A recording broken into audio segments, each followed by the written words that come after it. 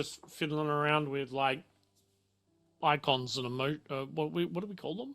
Emoticons, images, things, words. Emojis. Words fail me.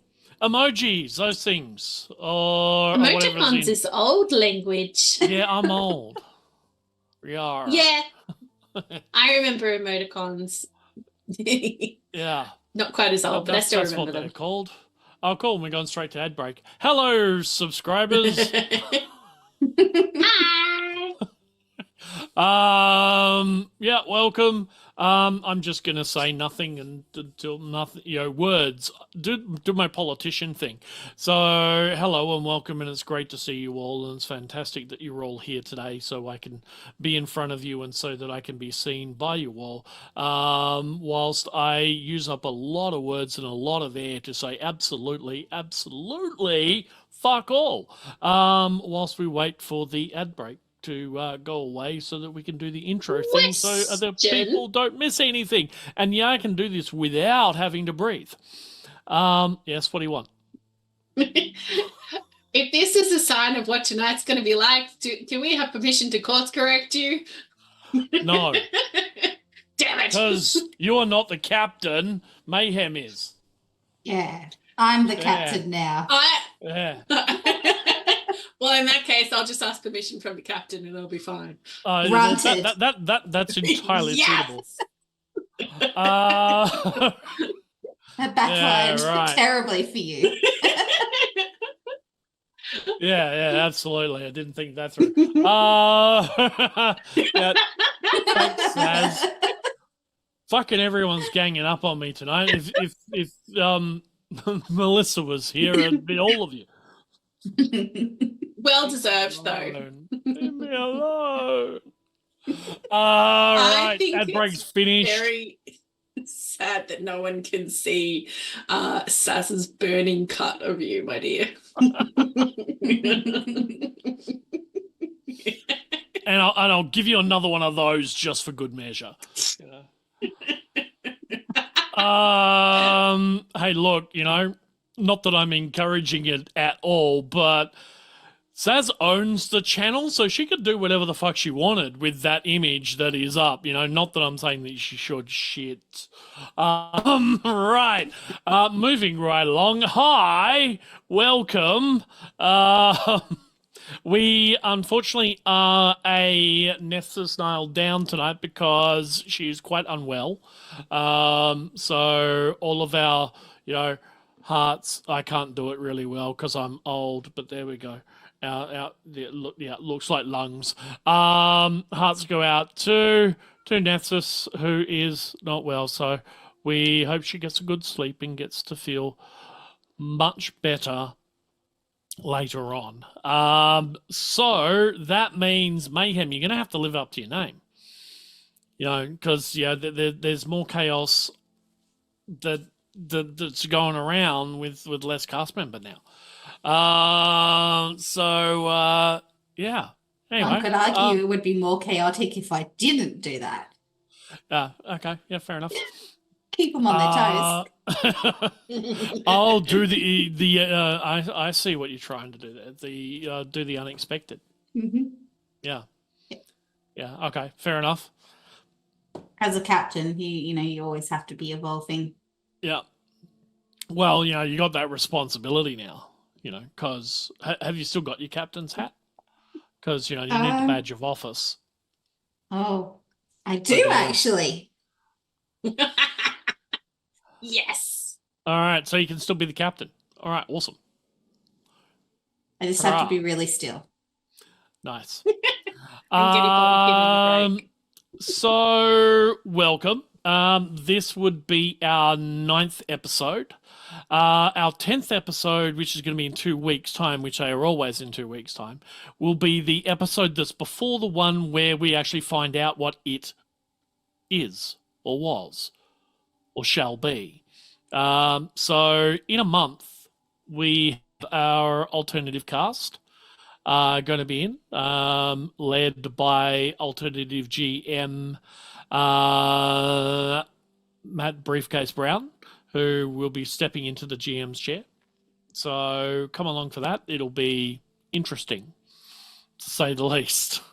Because they, I'm assuming, have no idea what's going on. So, should be fun. That's in a month. But for tonight, we are into our 9th episode, and let us get an introduction from everybody who is here. And we will start with, I don't know, Mr. Loreman, Joel. Hello. I am Joel, or Mr. Loreman. I am playing Dr. Heironymous Spoosh, who just wants to have a good time and read some books, and everyone just keeps getting in his way of having a good time and reading some books, but that's okay. I am, Mr. Loreman, I think, on all things. I think there's one where I'm Mr. Loreman, but I don't remember which one it is. I think it might be TikTok. That's an adventure for everyone to find out themselves. I don't remember. And I will toss it across to Piggles. Hi, everybody. I am Piggles, and I play Fauna, your Rue of unusual size. I'm just trying to think what I've been doing lately. Nothing apart from this and watching the lovely, lovely Fallout series, which I'm not through, so no spoilers in the chat, please. just in case. You can find me on various places like Instagram and Threads at the moment, and I am going to throw it over to our Captain Mayhem / Kaz. Hi, I'm Captain Mayhem, or Kaz, or Shadowmere. I'm on all the socials as Shadowmere. I'm mainly on TikTok, so you can message me if you want to. Otherwise, if I'm not being Captain Mayhem here and causing all sorts of problems and naming my weapons, I am playing the villainous N.E.R.A over in Radiant Shadows, because everyone wants me to be a villain, so maybe I should watch out. And that's on every Saturday on Fortnite. So next Saturday we'll be playing another game. Yay! Yeah, well, if you've got to give what the people want, right? Exactly. Yeah. My hand's been forced. Yeah, if they want villain, you give them villain. Innocence only works for so long before it goes out the other end and turns into straight up evil. Oh shit! My DM's in the chat. Yeah. I'm playing N.E.R.A, the sweetest little halfling. There's nothing changed. I was wondering when you might notice that. Yeah, your DM is in chat. Nothing to see here. Nothing to see. I know, sort of like a Radio Shadows Fallout crossover. Hey, Ham, we could work on it, right? Righto, so what happened last time? They made flambéed frog's legs with mashed potato. In other words, they recklessly attacked a poor innocent trader, set him and his wife on fire, and burnt all the goods and the Kingswood. They were trying to jip us. Well, only because you said you were the enemy. And then they shot No. I think you recognise No, they were going to jip us from the start because they were rude. They're very rude. That is Piggles' stance. That's not Fauna's stance. Piggles' stance is that they were rude. They deserve what they got. They were rude. Fair enough. Yeah. Death by fire. Yeah. Yes. Well, that was purely accidental. I just remembered you gave me a new feed. Forgot about that from last week. Yeah. Accidental, huh? Thanks for that. Yeah, accidental fear of amphibians. Yep. Thanks. Yeah. Although it will eventually wear off when it's no longer thank God fun. for that. With the fire? When it's no longer funny. Good, because that makes me as a person sad because I love frogs and things. Clearly in this game you do not, because you incinerated the only frog you've met. Yes. Had to kill it with fire. It was scary. Right. So then they all ran away and then decided that they would borrow with intent a boat. Rolled exceptionally well, found a boat, found a massive boat, a super luxury Mediterranean style yacht kind of boat. 40 meters long, massive thing, lots of staterooms. Unfortunately, this boat was also inhabited by the super mutant owner of the boat, who, weirdly enough, took it as a fairly reasonable jape, that you were just borrowing the boat. Of course, our lovely super mutant host is Maxim Denisov Igor Ilyich Beyersdorf. You can call him Bay.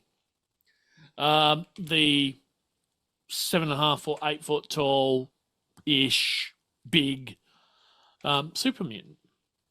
So yeah, spent a bit of time there and had a little sail, even though it's like a yacht with no sails. It's a big motorized thing with an atomic power pack in it, like it's got like a fusion engine in it. But we still say sail in these nautical parts, apparently. So took a leisurely afternoon sail down the coast to Wollongong, which is where we now find our intrepid adventurers on a boat doing flips and shit with their flippy floppies and their pashmina Afghans. And over to you, gang. You have arrived just outside of Wollongong. You're probably about 4-ish kilometers off the coast, because Bay thinks this is probably a good idea to be not entirely visible from the coast. So he's just sitting out a little bit, and then we'll come inland when you wish to land. Pick your time of day. So we're at Wollongong now. Yeah, or surrounds. Does the big shark on the map know that we're there yet? Yeah. Oh no. I remember you sent him a note last time. Yeah, we told him. We want the big shark to be our friend. That's true. Yeah. Actually, I don't think chat's seen the travel map. Have they, Saz? Flick it up. Didn't we put it up last time? But it should definitely go up again. Well, when I rewatched, I didn't see it, so at least I didn't. Everyone needs to enjoy the giant shark then. Yeah. The red in his mouth is strawberry jam, because he likes scones. Yeah. That's right. There you go. Courtesy of our dear N.E.R.A. Yeah, so art by NephthysNile.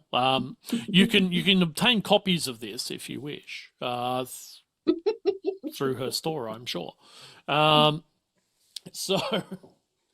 Yes, so they travelled down, borrowed a boat with intent, and have arrived just outside of Wollongong. So Bay reckons it'll take you somewhere between half an hour to an hour to make land if you wish to go in.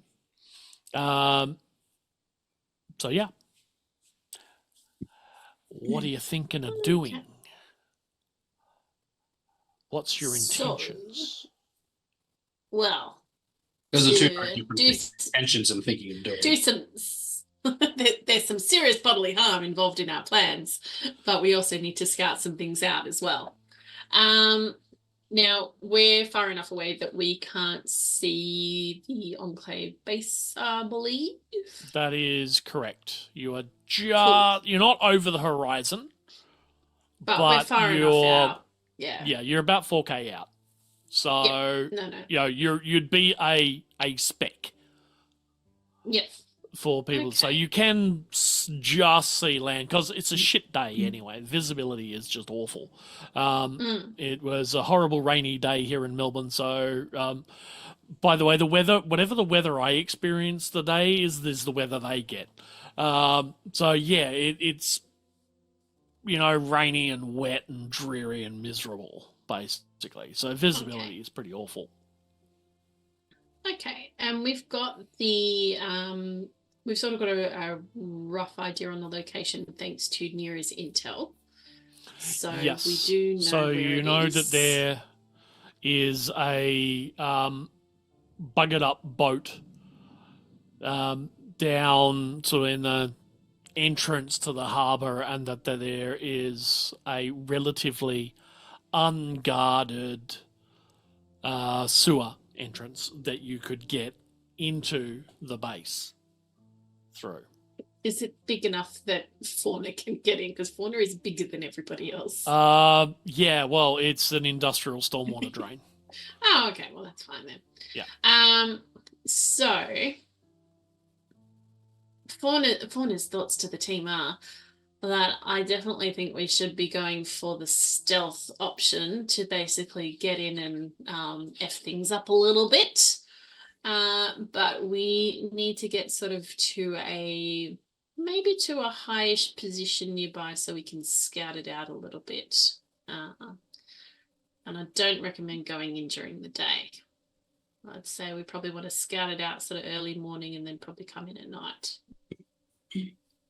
There's Sounds like a good idea. also the potential, which we haven't really thought about, which just saying something to be mindful of, like there may be affiliated members on board. As much as it's depressing to say not everyone has my scientific moral integrity, so live test subjects could potentially be captured in there, depending on what your view on collateral damage is and the balancing the act of vengeance and bloodthirst. Are they there because they want to be there? I mean, Because do you want to be there? friends? I mean, I want to be there for a specific reason, but No, I mean, there's probably it's not so much a case of that old what was it called, the Doth Star in that old book where there was innocent people that blew up, but you probably got a 50-50 of some of them are there wanting to be there, other ones are there unwillingly as well. Spoosh, you would know that there are in fact quite a few coerced participants in the genetics program. Mike, I was a coerced participant in this raid. Yeah. So yeah, there are definitely a lot of test subjects that, if the program is still going. Now, Spoosh, can I get you to give me as he looks over, grabs his book. It'll be int plus something, but I'm not sure what the plus something will be. The science. Int plus science, please. Just see how much you can recall about the genetics program. Yeah, I do. So my int is 10 and my science is 5. So going for a 15, I rolled a 13 and a 20. Right, okay. So, and I was going to say I'm going to give you an additional die because you worked on this program. That is a 4. So 2 I've succeeded twice and complicated it further. And sorry, 3 successes because you got a 4, which is under your 5, and your science is a tag skill. That's I recall. true. It is. Sorry, your science is a tag skill. Okay, so yes, you remember quite a bit about this program, and that there were quite a lot of native animals that were engaged willingly adjacent in this program. The program, you remember, has been going on for 100 years or so, and your team was part of that, and then you were assigned off to your own section because reasons. Sorry, go on. It's because I'm a genius. So Spoosh has it written in his notebook. It's the main front page, reassigned reasoning genius. Yeah. And of course, as you're sort of sitting there, you're listing out all of the different animals from Australia that were part of this program, and you can like list a whole bunch of them. Let me send you something in our chat, just very briefly. Everyone, it'll be the chat that everyone can see. Talk amongst yourselves for a moment. The GM's got to type. Actually, no, he doesn't. I wrote this in my notes earlier. How cool is that, folks? Copy paste. Copy and paste, yeah. I know, it's awesome. If I can find it. I was going to Always say like earlier, that. it's like, while our DGM is looking for that, I was going to say Fauna is maybe the wrong person to ask about the collateral damage portion right now, because if there's humans, she's just not particularly going to care at this point in The time. humans, like there's Her kangaroo. tolerance has gone vastly down. Yeah, there's roos of all sizes, not just unusual ones, but regular size. Although, at what point, when population-wise, do you become the roo of usual size, and smaller ones become roos of unusual size as well? Is there there should probably be a census on marsupials, so we can change that as well. But Well, considering I'm like 7 foot tall, I think I will always be a roo of unusual size. but what happens when there's no roos smaller than that?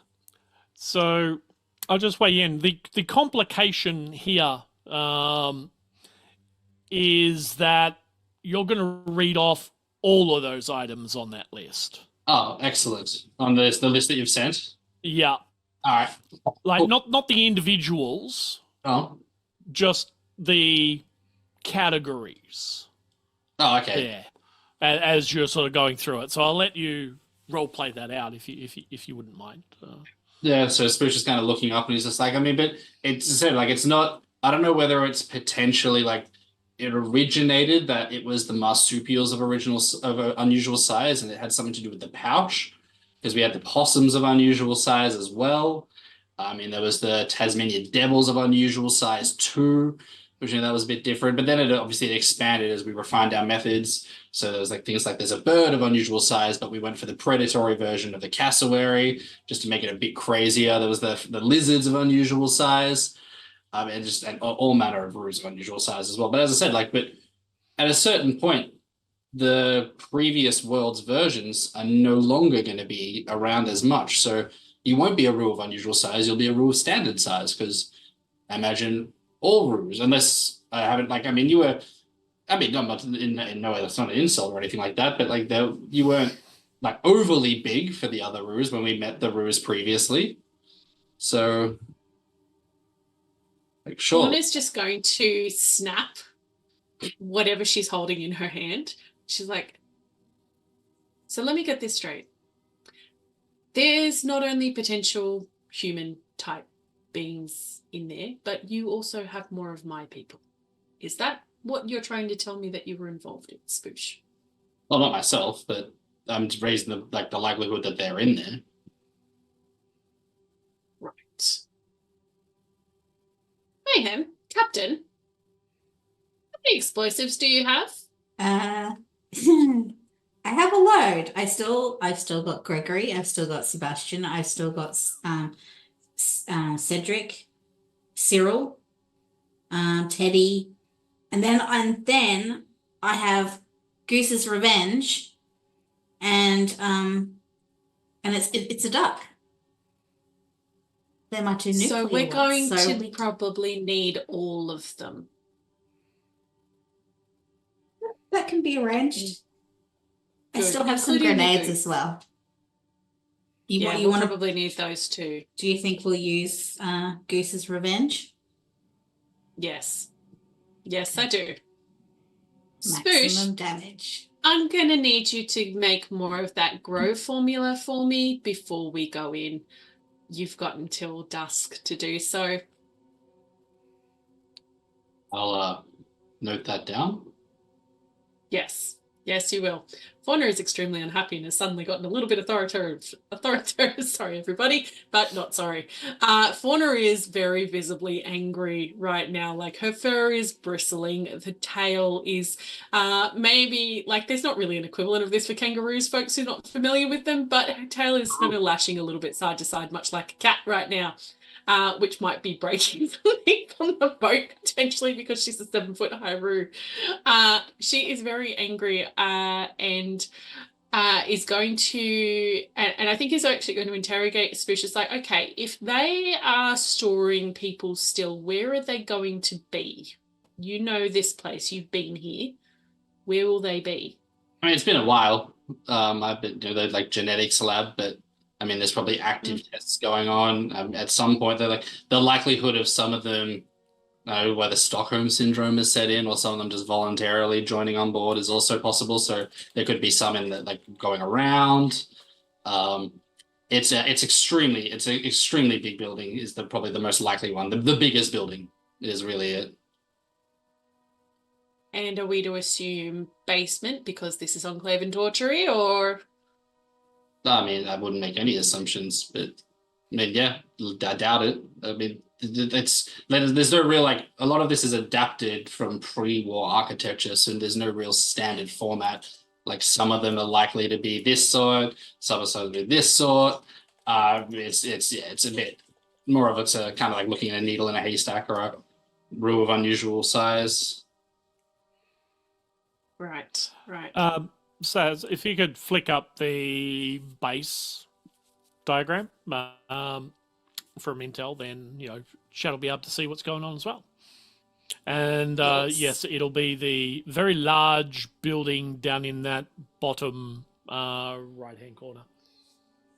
Okay, perfect. Handily, the one right near next the to the sewer. entrance. It's almost like I planned it like that or something. Who'd have thunk it? Fauna will have her revenge. Hey, that's name of the boat, Fauna's Revenge.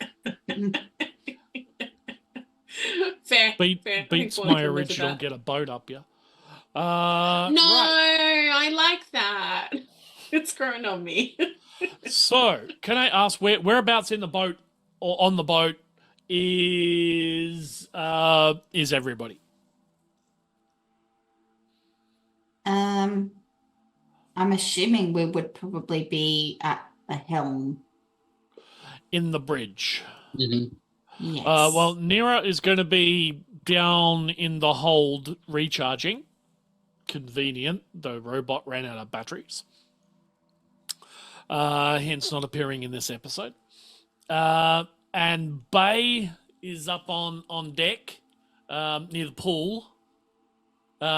He's got some micro shorts on and is swabbing down the deck, making everything nice and clean, and getting the pool water topped up, so you can go for a swim a little bit later on.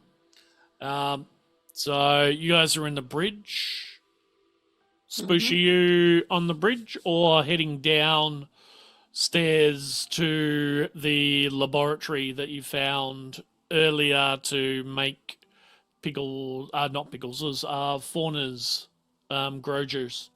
So before heading down, Spoosh is going to get his bouquets. Like, all right, I need to, because I mean, like this stuff, it's more of an art than a science. As much as I hate admitting that, because we don't have the, I don't know what sort of moldy equipment Beta has down there.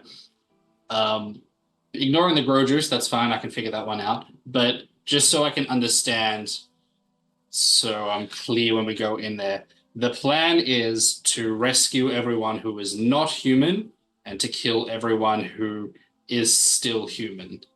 Is that right? From Fauna's perspective, yes, but someone else may need to speak up because Fauna is not the voice of reason right now. Thoughts from the captain. So I don't know necessarily whether we want to kill everyone that's human, but we don't want to be killing anyone that is clearly not there of their own volition. So what do we think about maybe getting in there so that we can lure some out and setting like a trap or something so that we're not killing everyone, but just taking a pop shot. Because what happened, like, I'm happy to listen, but what have we come across the circumstance where one of Fauna's people has chosen to ally for whatever reason, whether coerced or not, it's, but it appears at least to have not been coerced, or at least any coercion is in the past, willingly be allied and is now helping them, and they're the ones that are sent out. Are then they going to be, are we just to terminate them with the same prejudice, or does that then change things? Because once we're in there, if we start hesitating, we are going to die, because we are about to try and attack the most organized and sophisticated military force in this region. It's very simple. If they're in a cage, they can live. If they're not in a cage, they can die. Bay, who's like mopping the deck around, so that pokes and says, "Yeah, man, that sounds good and all." And he leans up, but what about conscripts? Because if my experience is anything to go by, there's about 600 people at that base, or 600 extra people, possibly more. They can have a chance to run before we let loose the nuke. But if they're coming at us, all right, so in terms of anyone, so any rule of unusual size, lizard, so any creature of unusual size or person of unusual size, depending on how they choose to, if they want to live at any point and how they identify themselves, if they are not in a cage, they're to be considered either collateral damage or an active combatant to be executed. Is that right? Or is it We only can give them one chance to we can give them one chance to run away, and if they run away, that's on them. Yeah, it depends on what level of brainwash they're at. I mean, if they're at your level. How are you going to find that out, though? Like, they're likely to out, It's- so we can't really ask them. It's very simple, Spoosh. If they see us, they're going to try and kill us. Yes. So we will kill them first? Yes. Okay. That's exactly the point. I will snap their necks myself if I have to.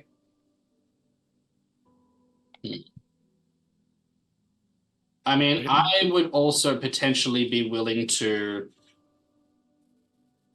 actually, you know what? Let me hold that thought. Let me go down to the lab, check what's there, then decide whether that my morals align with what I'm about to say. It's depending on how moldy the equipment is, and with that, Spoosh is going to wander down to the lab. As you're about to step down, can I get everybody to make me a perception plus science?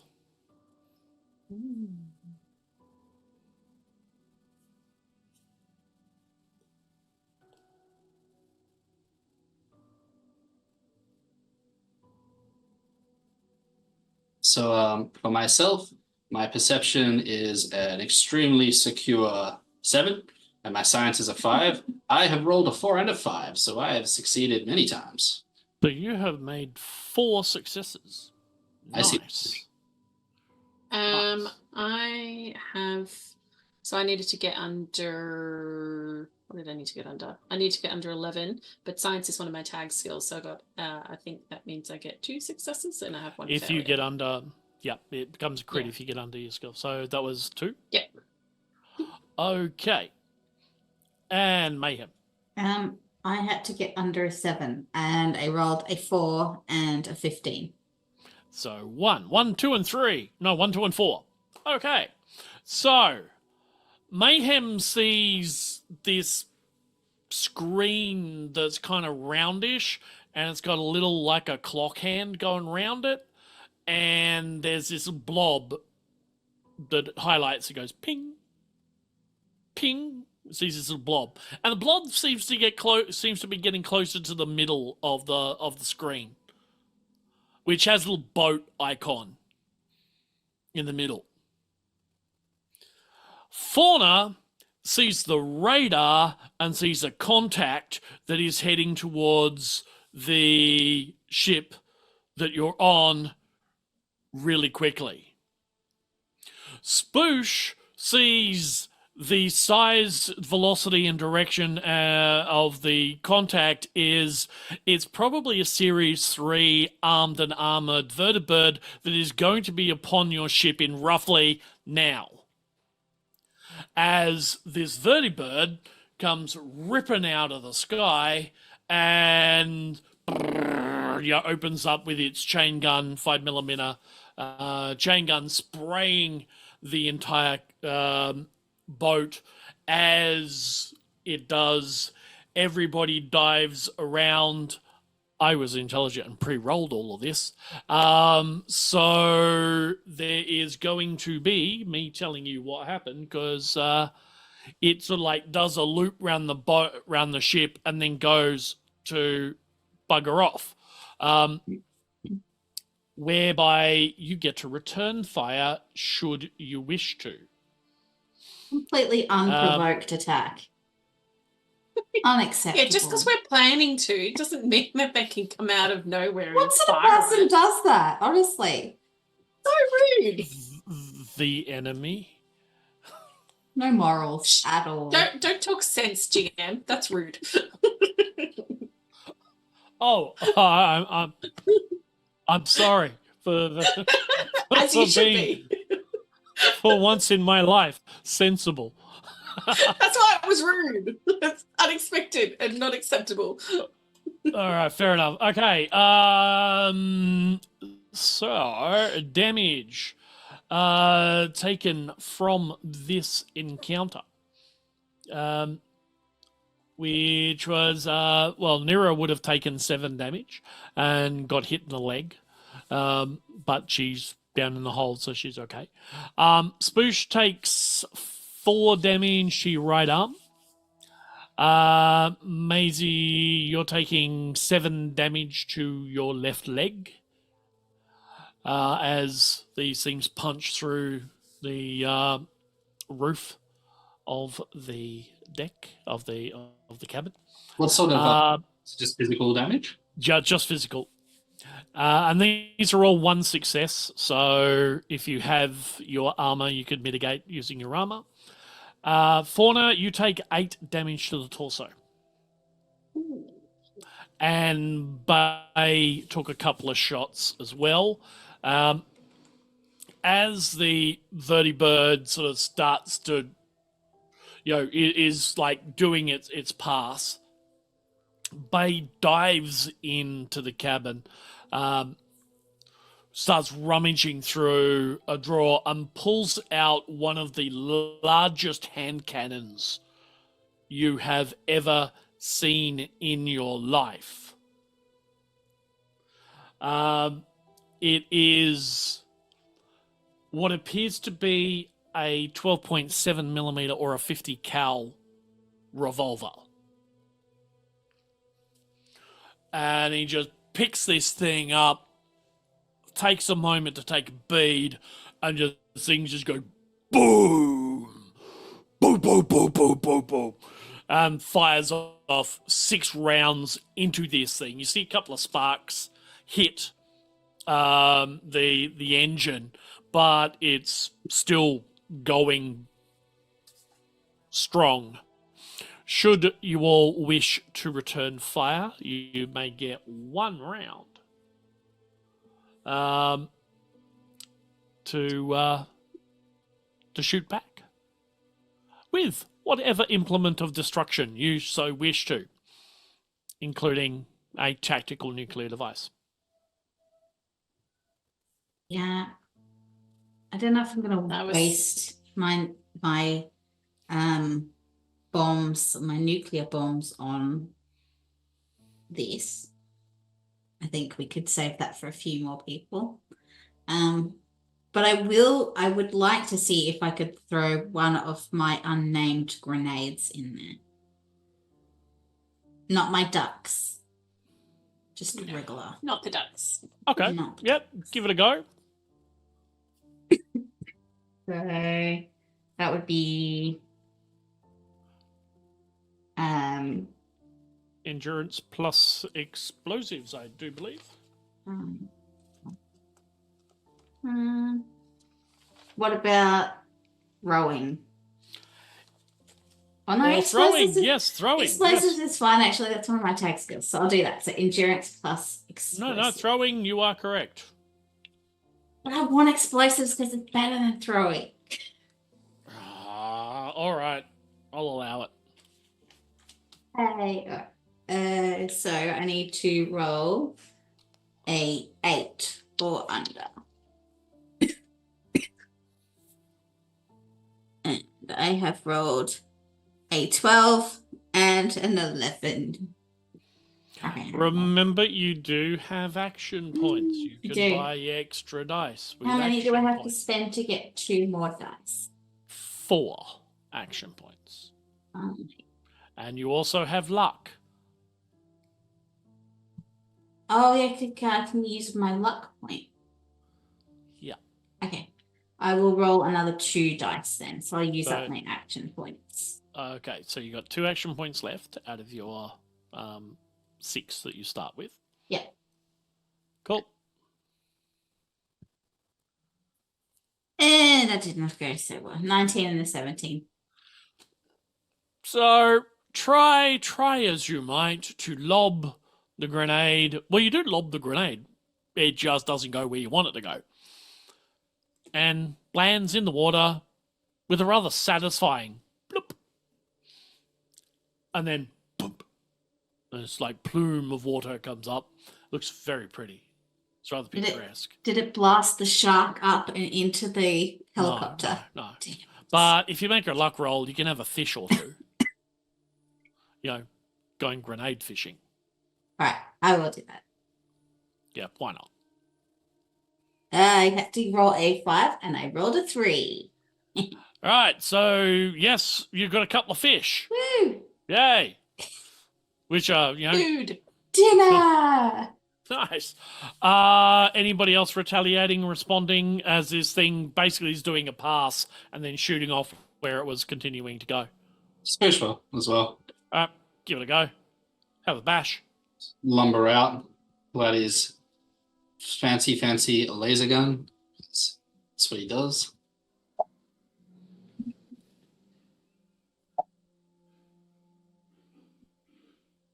So, because my gun, and I'm so fantastic, is my energy gun. So, my perception is 7. My energy weapons is 5.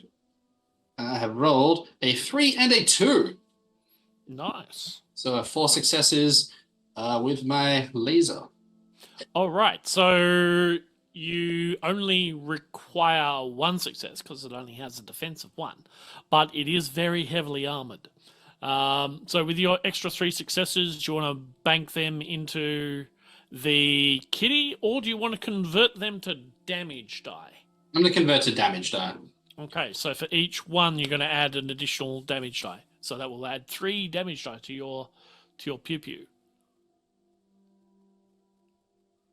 Alrighty. My gun has vicious as well, so for each effect, you Yep. get additional damage die as well. So I have, I guess there's no body parts that I'm rolling for, so... Oh no, I've got a table for. Oh, okay, cool. So just roll a d20 for where you hit. Just calculating the damage. Because the new supplement has vehicle rules.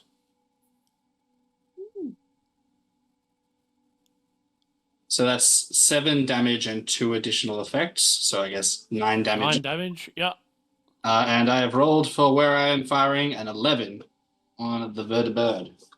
11 on the vertibird. Okay, give me 1 second. Just got to find where it is. God, where'd it go? Salvage. Nope. Vertibirds. Here we go. Sorry, the location was, say again? An 11. An 11.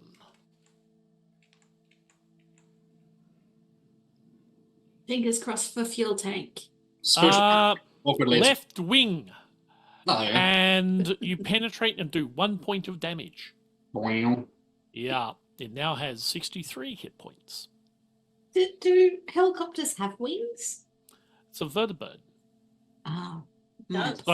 it does So have yes, wings. it does have Sorry. stabilizing wings. That's true.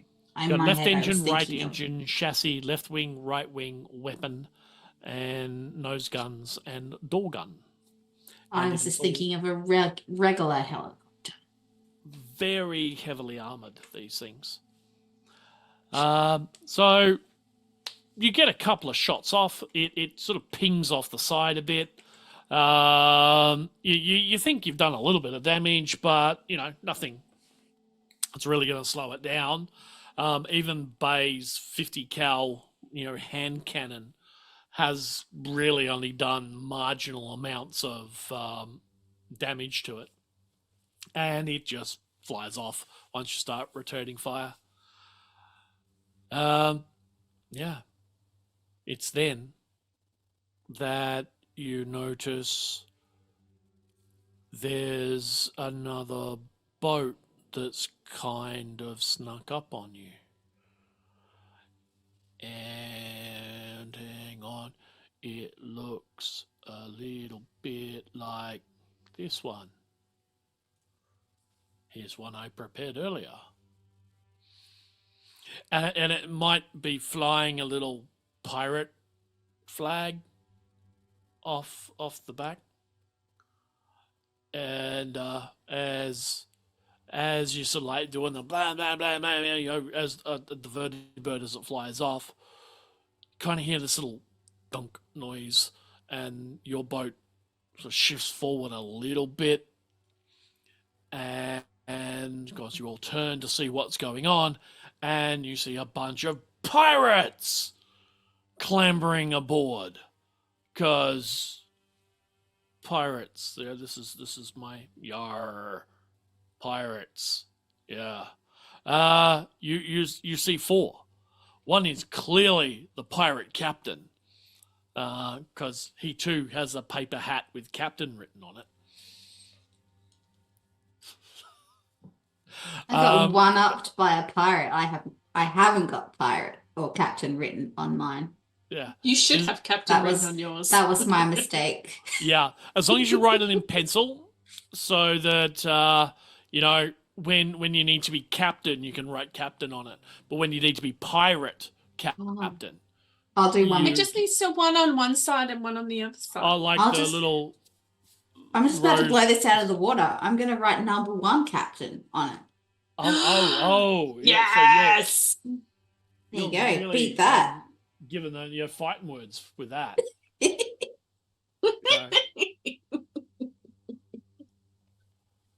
He he sees you doing this, and he's like, we're not allowed to break anything, gang. I bet you can't even spell it. Oh Those fighting no. words, them is. Yeah, so this pirate captain looks at you and snarls a bit, and they come forward, and they do look like your typical pirate types. Pirate captain, of course, has got some kind of gun in his hand, and we're in initiative, and guess who's going first? Pirates. The pirate captain, Darwin Toxic Elf Pain, who's dressed in his best impersonation of a children's birthday party pirate. So, he's sitting there and he's looking really comic book pirate, this dude. So looking the best. And levels what appears to be a syringer again. One of those ones that made Fauna and Spoosh run away last time. And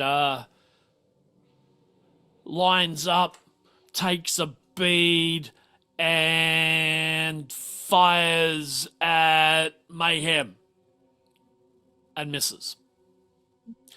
Then, So next on the list of people who can attack is Spoosh, because N.E.R.A is asleep. So coming over the railing, you've got Pirate Captain Darwin Toxic Elf Pain, Fox Cat Dog Draka, who has a machete, and he's dressed in jeans and a t-shirt, basically. Vulture-necked Tom, who's got a pair of knuckle dusters, but big ones, like really menacing looking knuckle dusters with a bit of spikes coming out, and he's looking real menacing. Except he is really kind of vulture-necked, hence the name. And then there's Never Break a Sweat, who's like this enormous dude, and he's got a really big axe. So, Spoosh, over to you. Spiritual kind of just look at all of them, realize seeing them them shoot, and they're obviously not following pirate code, as everyone knows, the rule 8 of the pirate code is that you settle all disputes on shore, not offshore. So clearly he's the worst sort of pirates because they're pirates without laws. So Spoosh will naturally, following the rules of maritime law, fire back at them with intent to execute, and also hope that the boat gets back on shore so that we follow correct pirate code. So Spoosh will open fire with his laser pistol. You can only do as well as it's done to you, Spoosh. That's exactly it. Yeah. But it's fairly reasonable under the pirate code. So yeah. I think any jury here would acquit you on this. You've been attacked. Yeah, I'm on the rules of pirate war. I have rolled a 5 and a 2. I'm rolling very well. Okay, well that will both hit. So do your damage. That is 4 damage, 1 damage, 1 damage effect, 1 damage, 1 damage effect, another 2. Okay, so that is 1, 2, 3, 4, 5, 6 damage, and 1 damage effect trigger, which I have for my laser weapon, because I have forgotten, is... Vicious. The Vicious is the one that for the perk that Spoosh took. I don't think that's... All right. He doesn't normally have. I'm just going to find where that is in the rulebook, because I have forgotten to write it there, because I've written Vicious as well. I know I'm wrong. Yeah, I don't have it handy either, to be brutally honest. That was 5 points of damage, was it? It is, yes. That is a fairly palpable hit. And where? For location, Spoosh has fired at 1, the head. Oh, wow. Give us a description as he takes a sizable knock to the head. So Spoosh will kind of just turn after aiming at the vertibird, and again, just less of a case of excellent marksmanship, although he would never admit to it, just more the boat probably rocks a little bit and his aim goes up and fires and hits and as he's doing so, he yells out, Rule 9 of the Pirate Code is every man who shall become a cripple or lose a limb in the service shall have 800 pieces from the common stock. Then as he sees where he's hit, he'll kind of... The head counts as a limb, I think. And can you throw me a luck, please? Just Certainly single die luck roll. 1 luck. My luck is terrible. I have a luck 5 and I've rolled a 19. Okay. So you did 5 points of damage, right? To a guy who doesn't have any armor on his head other than a paper pirate hat. Remember the rules? You do more than 5 points of damage, that's a critical hit to the head as he was climbing up onto the boat. The luck roll was to see whether he would fall in the boat or out the boat. And Spoosh being one who I see as being the kind of person who really doesn't want to kill people all that often, would probably have preferred him to fall inside the boat. Absolutely. Yeah, that didn't happen. I don't want him to drown with the hole. He fell backwards out the boat with a splash, not a spoosh. A spoosh splash. Yeah. Sploosh. Unconscious. Is he going to drown? Well, if you don't go look, you'll never know, and you can probably rationalize that being a pirate, he might float. I'm gonna use Shark will Schrodinger. 100% get Schrodinger's it. pirate. He is both drowning and not drowning until I look. He may or may not be in the shark's belly. We will never know if we don't peer over the side. Yeah, exactly. Observational science for science. That's right. I like it. Right. For science. Next on the list is them, the other pirates. Except now the pirate captain is no longer, so we don't have to worry about him. You did not last very long. We may have it again.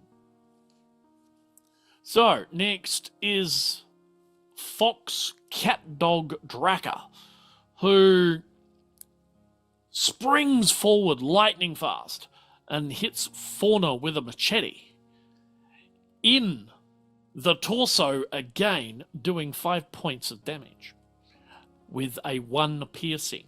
So it is going to reduce your PD armor on your torso, Fauna, by 1 point. 1 point. Okay, down to So 4. basically 5 less whatever your armor is, less 1. 5 less whatever my armor is. Well, my armor was 5 for physical Right, so damage now it's resistance, 4. So. Yep. So you take 1 point damage. I knows. Question: Are Yeah. they actually a fox cat hybrid thingy? No, Or are no, they his human? first name is Fox. I know. So- I'm checking for reasons that matter. I just need to. I just need to know if they're Like an animal Fox Mulder, his first name is Fox. Draka is his surname. So all his friends said, "What's a fox?" It's kind of like a halfway between a cat and a dog. So his nickname is Cat Dog. And Like this I is said, I why- think this shit's way too much. not. I understand. I just was going to do something if they were an animal creature thing, but they're not, so it's okay. Well, he is an animal, technically, being human. He's cat dog. But he is cat dog. Well, actually, technically that means they're a mammal. Yeah, he's a mammal. And Fauna has animal friend. Which means Yeah, I'm that, not going to allow that, no. Aw. See, this is why I asked you if they were human or not. Okay, Yeah. fine. All right. So Fauna has lost an extra hit point, and Yeah. we are good to go. Following on from Cat Dog is Vulture-necked Tom, who has a go with his knuckle dusters at Mayhem and misses. Never break a sweat with this massive axe. Swings at Mayhem. Everyone's gone for Mayhem. She's the captain. That would It's be it. jealousy. This was totally random, right? And Just- completely critically missed. And embeds his very large boarding axe into Cat Dog Draka's chest. Oh. Pulls on the axe a bit to try and get it out. His friend is squealing, and Cat Dog and the axe both fall overboard. Well, this is embarrassing. Yeah.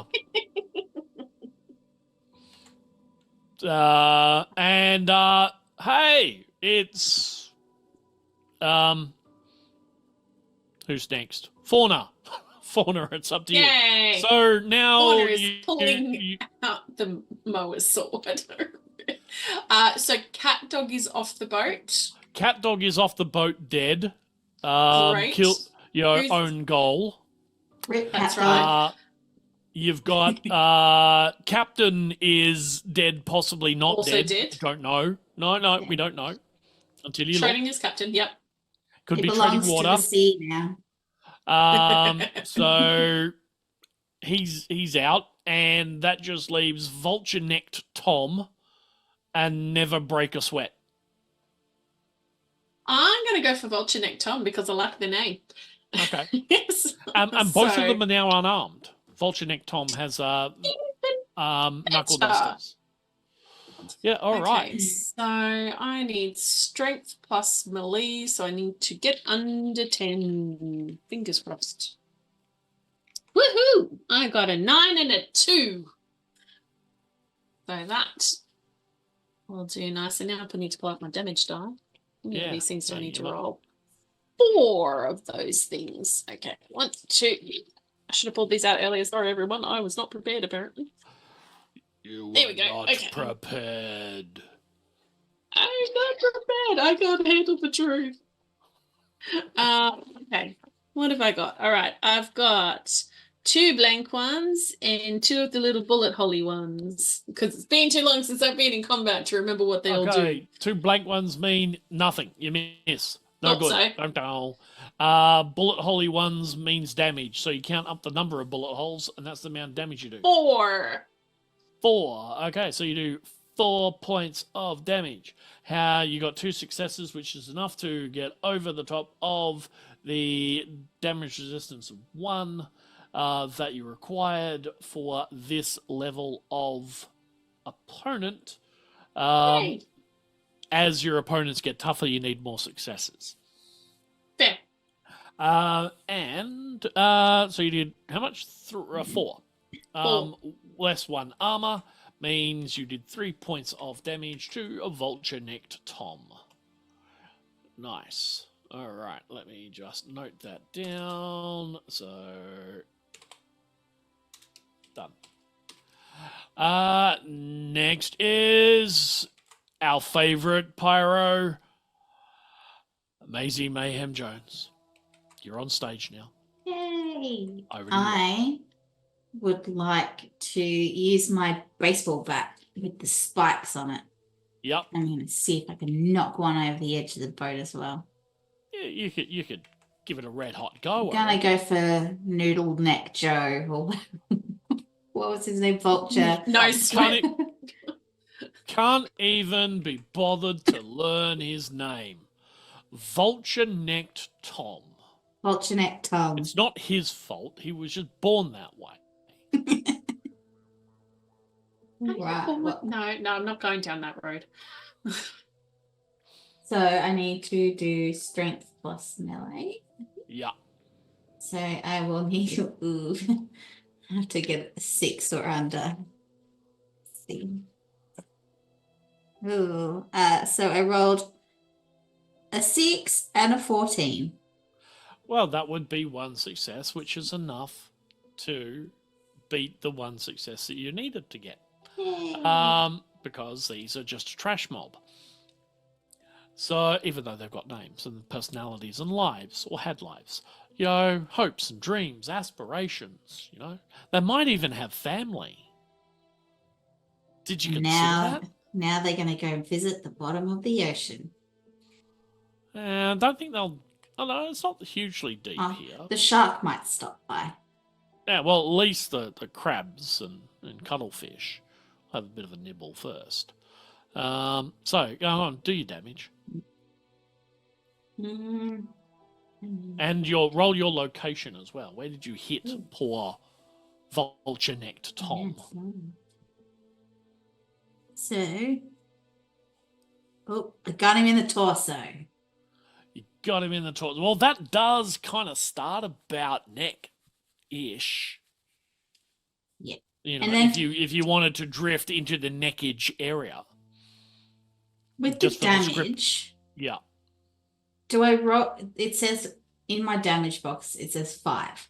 Do I roll 5 dice? Or is that? Yes. Okay. You roll 5 of those ones. ones. Yeah.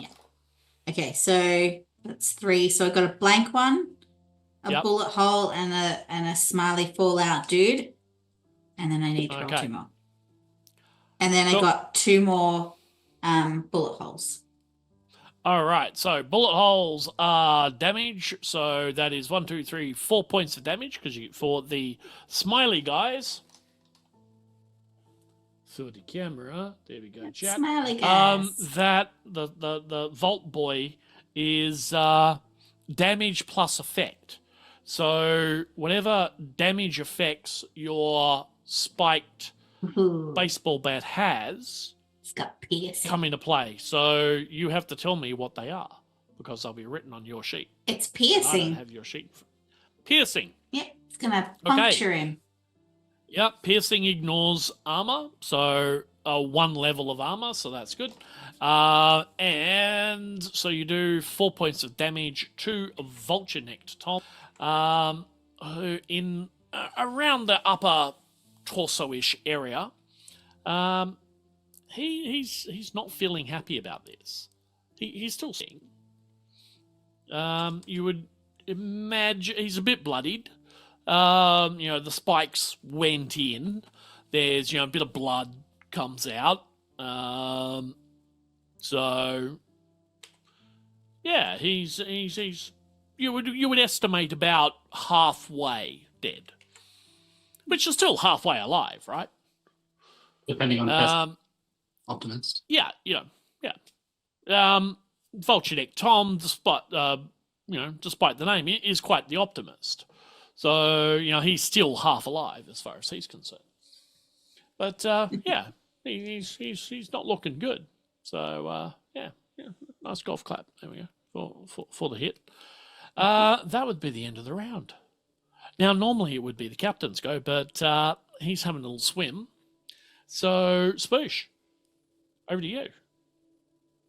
Well, even worse now, because now that we've removed their only potential threat to Mayhem's authority as pirate captain, they're continuing to rebel. So this is no longer even just a disobeying pirate code. This is mutiny.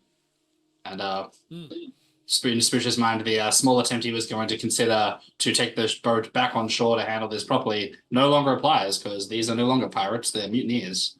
And he won't stand for that. Yeah. So he will fire said laser pistol again. This time he has rolled 11 and a 10, he being me. So I haven't got 4 successes, but I have got 2. So it's okay. Okay, well, 2 is better than the 1 that you need. Yeah. So you will add, I'm assuming, an extra damage die to your roll for the extra success. Excellent. I have rolled for damage 1, 2. Sorry, who are we shooting? To be honest, Vulture Neck Tom or Never Break a Sweat? I'm going to say Vulture Neck Tom, because there's the chance that Never Break a Sweat may not buckle under the pressure and realize that he's committing mutiny and come to his senses. So 1, 2. We're going to test that theory out while he's watching his shipmates be battered. We'll see if he actually does break a sweat.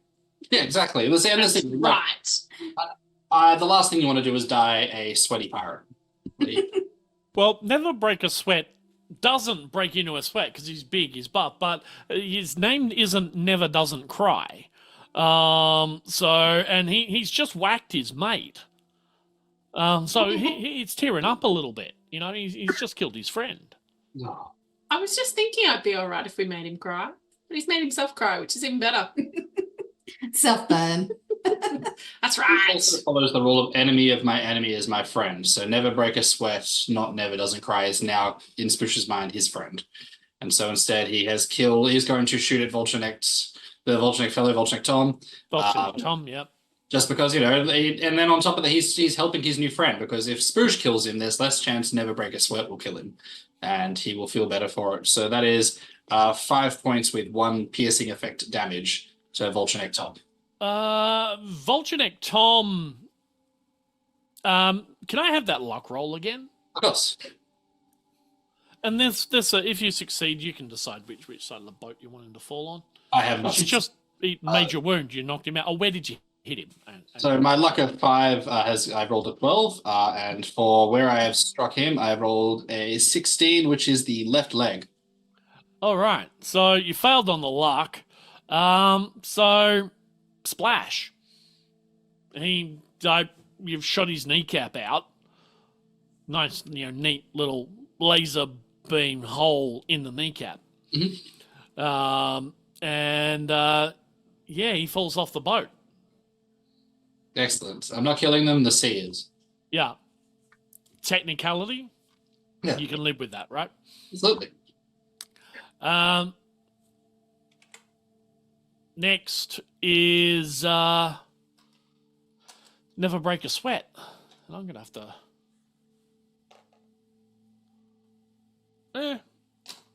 He is very unhappy at being the last one. All by himself. He doesn't want to be all by himself anymore. Ooh. Might have practiced that one a little bit earlier. So he's just gonna rage out and come charging straight at you, Spoosh. He's coming right for you. And let me check my notes.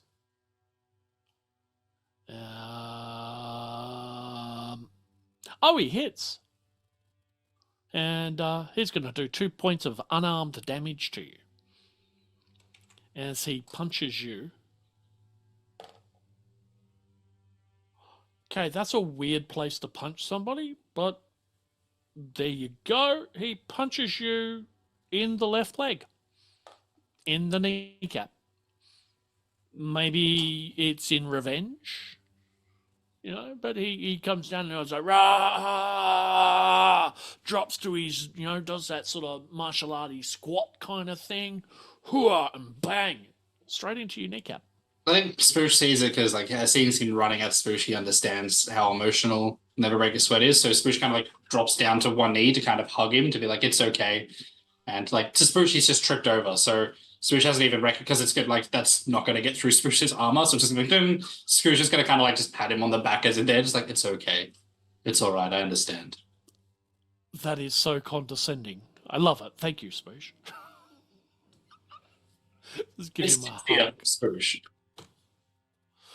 Right. Next on the list is Piggles. Fauna. Oh, I apologize. my. I don't know if anyone could hear that. Apparently, the evacuate alarm is going off in my apartment, so I will be right back. Okay. You go do that. Right. It will be pirates. Yeah, Yeah. that's right. Okay. Exciting times tonight, folks. Alrighty. So I think we shall go. God. Just trying to think. Is our Volchanic folks still around? Volchanic Tom is having a little water nap. Oh, that's right. He is too. Okay, so we're with going the for the no captain. sweat man. So it's Never Break a Sweat. Great. Okay. Yeah, I'm breaker gonna go after him spelled the- with BREKA. Never break a sweat.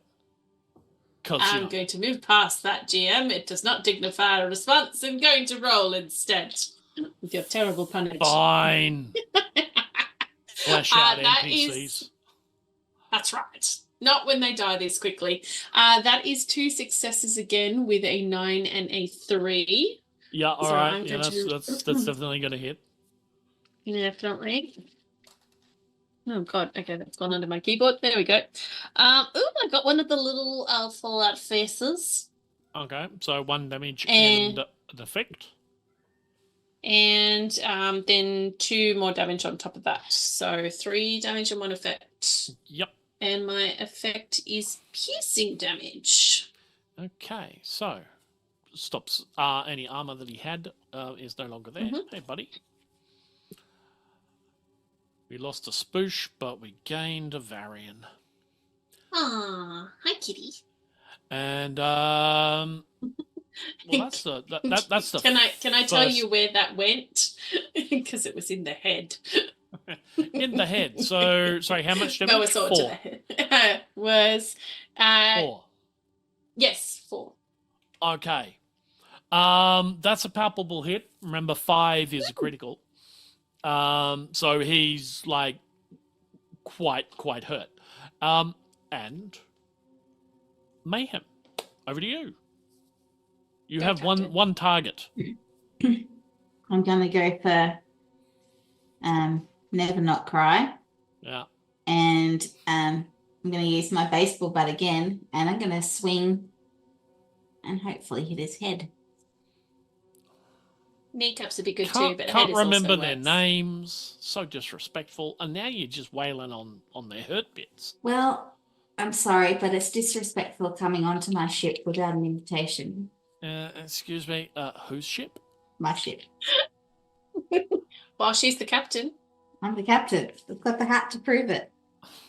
Bay's allowed it. It's fine.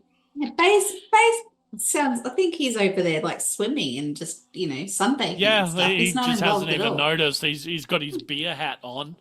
With two tinnies in it, and he's just sucking down a couple of brews. No, I'm just out here trying to protect the ship, That's right. Yeah. That's right. So I Doing him need a favour. melee and strength. I need Mm. 6, 4. So, that's not good. I think that's the natural 20. If it was Yeah, a that 1, would- yeah. That's And a a complication. 4. So I got a natural 20 and I got a 4. Okay, so natural 20 is a complication, Eek. and a 4 is a success. So what I'm going to say is you can do your damage, and as you do your damage, something bad is going to happen. To them. Got it. Captain Yeah. gets a giant splinter from the baseball bat. You want to roll a location? Oh, yeah. Yeah. Oh, yeah. Careful, that Yeah. might be where the giant splinter's going. Torso again. Him right in the guts. Right in the guts. All right. And then nothing. 2 bullet holes and a fallout guy. Okay. And I just need to roll 2 more. And then 2 more fallout guys. Okay, so that would be Nice. 5 points of damage, piercing effect in the stomach with a major wound. So basically, what happens is you line him up, give him a wonderful whack straight into the stomach. Your baseball bat lodges in there. He launches off, wrenching your favorite spiked baseball bat out of your hand as he flies off the boat and lands in the water, and you see your favorite baseball bat disappearing into Jones's locker. No! No, my Shucks! No, my It's going to be in the baseball bat. belly of the shark. Oh, sorry. That was my favorite. If we see it like sticking out of the giant shark as like a toothpick later, I vote that we go chase it. For reasons being that it's the captain's baseball bat and we should retrieve it. But only if we see the shark. Mayhem will take her captain's hat off and just put it to, how they do with their sad, they put it to their chest. Just going to take a moment of silence to mourn the loss of the baseball bat. Is it? Dun, dun, dun, dun, dun, dun, dun, dun. Aw. Salute the baseball bat. Poor baseball bat. He knew him well. Yeah, I've seen chat for the bat. Oh, Poor my bat. poor bat. It's gone now. You can scratch that off your character sheet. No. If we find some nails, Fauna's got an extra cricket bat you could have. I think that might work. Yeah. Belongs to the sea now. Well, Oh, well. you've got the Dennis Lilly aluminium special from last session as well. That might work. Get some welding done on it.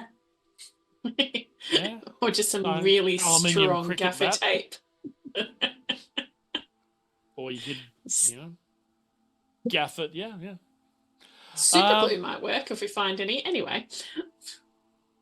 Once all of this kind of commotion finishes, Bay kind of looks up and goes, "You lot all right? Sounds like you're playing shuffleboard or something up there." No, Bay, this is not shuffleboard. You just had pirates attacking your ship. Yeah, did you miss the Drongo pirates that came on board and like wrecked part of your ship by killing each other partly with the axe? Pirates. There you go. Yeah. Don't suppose one of you could go down to the galley and get me another couple of beers, could you? No. We're a bit busy at the moment protecting your ship from pirates. Yeah. Well, funny you should mention that because there is another boat. It's about half the size of this one. Kind of looks a little bit like the one in the background. You know? It's got a nice seat where there's a gun emplacement up there. You know, it looks like a 50 cal machine gun of some variety. That's what. There's another one coming. Is there? No. There is the boat the pirates came in on, which is about half to about a third the size of this ship. Now, which means it's still a fairly decently sized boat, but because this one's like about 40 something meters long, right? It's a really big boat. So I guess the question is, then in that case, do we say our goodbyes to Bay and commandeer our own ship? Well, Well, quite possibly. This is very true. And be like, well, maybe we'll see if Bay wants to stick around for a little bit just in case. But we can certainly take the other boat. Yeah. And it's got weapons on it. It does. So could we have a chat with Bay and just see if he would be willing to kind of stick around for like maybe, I don't know, a day or so? Just in case we need some extra people ferried off. Yeah. And I could offer jelly babies for him to stay. Jelly babies. Oh, that's right, because you've got a packet. I do. Well, he's intrigued by this offer of jelly babies. He does, however, suggest that perhaps one of you go over to the other boat and maybe tie it to this one before it starts floating away too far. Didn't the pirates do that before they boarded? No, because they boarded sneakily. Fauna all kangaroos can swim. I'm sure there's some rope around as well. It's like you we'll can just give it a jump if you want. It's not that far away yet.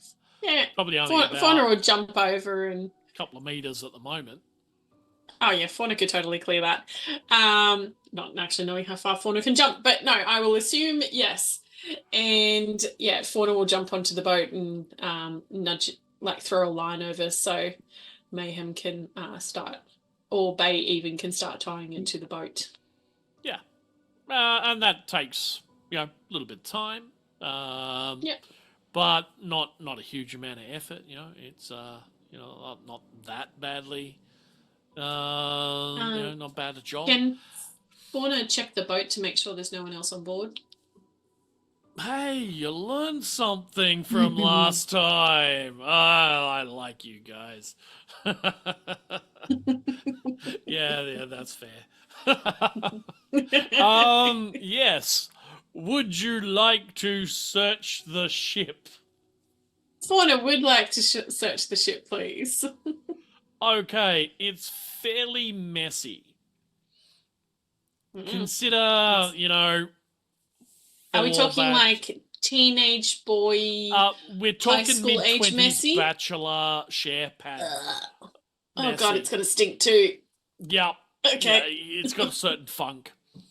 Yeah. So, pirate share house, mid-20s bloke. Fauna's going to open up every porthole window that she can as she's searching the ship to air the damn thing out. Yeah. Yeah, it does have a certain, the Aroma. video room of the convention after at the end of the third day kind of funk to it. Yeah. Yeah, it does stink. Just a touch. And, it's a little bit like that scene from Alien, where Ripley's like going through the ship. It's dark, and she's not sure if there's a monster in here or not. But replace, Ripley with Fauna, and the ship not being a spaceship but a stinky batch pad. Fauna is absolutely poking everything with her mower sword. Be like, just in case. Is the mower sword on when you're doing this? Then I know. I'm gonna say you are adding to the problem. Yeah, that's okay. Fauna has no problem with that. Actually, Saz, She doesn't have to sleep in it. Saz, do we have the mower sword piece of art still kicking around? The Victory? Because it's been a while, chat, so we might as well show you what the Victory looks like, if it's still there. Just, but in the meantime... Yeah, so if you've got this thing on, and sitting there kind of thing, there you go. It's spinning around, man. Like, spinning away from that's you. why it's going first. So you're kind of getting this confetti effect of shit that you just like particleizing and throwing up into the atmosphere as you're sitting there. And Fauna's doing it to the big piles, just in case someone's hiding in it. Yeah, she's not doing it bothering the little piles, just the big ones. Oh, just the big ones. Even so, you're still just the chopping. Big ones. Last week's Grundies are getting chopped up, and last year's Grundies are going up. Entirely deserved. Yeah, but like you're aerosoling. You're creating more stench. Yeah. Okay, I'm painting the picture. You're with me. You're following me. Yeah. Yep. Okay, cool. So yeah, like you're decimating everything because the Victory is a great sword. Yeah. Fauna's not planning on sleeping on the inside of this place. Well, not for a while. All. You got to like Ajax the fuck out of this thing. Yeah, if she's sleeping, she is sleeping on deck. She's got fur. She's fine. But in the meantime, she's making sure that there is no one hiding in the big piles of various grungy crap that's everywhere in this boat. Yeah. Hey, look, it's a steel boat. You could possibly just, kerosene, throw kerosene around. No. I'm going with my original plan. Thank you very much. All right. So, Fauna and the Victory, you slay many piles of clothing and the odd pile of, soggy biscuit Kleenex, along the way. And yeah, there doesn't seem to be anybody else on this ship. It seems like there were just these four. Cool. Once Fauna's been through the ship to make sure that there's no one physically there, can she start checking for supplies, like particularly thinking weapons and anything else they might have? Yeah. Okay. That's going to take you the better part of the rest of the day. And you probably need to enlist the assistance of the other two as well. I was thinking do that that. too. Yeah. So whilst you're doing that, Spoosh is pottering around. He's gone down to the lab and is pottering around doing stuff down there. He's working actually with Bay, doing some things as well, because Bay turns out is Dr. Maxim Denisov Ivan Ilyich Beyersdorf, and has been doing, his own science down in the lab. So Bay and Spoosh are off doing their thing. He's trying to get the growth hormone happening, and growth potion happening for you Yes. again. Potion, it's fair. Yeah, growth potion. That's right. Yeah, and so that's sort of happening off screen, because also we have lost Spoosh to a fire alarm, which is, I've got to say, rather inconvenient, because the entire next block of what I'm going to do is kind of reliant on him being here. Could it have Improv. waited We to pivot. now? Oh no! This we've been setting this up for a little while, and it's supposed to go just before we hit the break. It's very inconvenient. Also, having Mr. Loreman being on fire is also very inconvenient, so we certainly hope he is not on fire, and that it's all a false alarm and everything is fine in his world. But, gotta say, bad timing. Bad timing for fire alarms. So, he's off doing that. You find the usual sort of stuff. We were just talking about you, and you're back. Well, fantastic, great timing. How'd it go? You all right? We're back in there. The laundry. We've got a little bit too steamy. It's a little bit too clean. So I was going to plug everything back in. Okay. You're good, though. No, we lost him again. All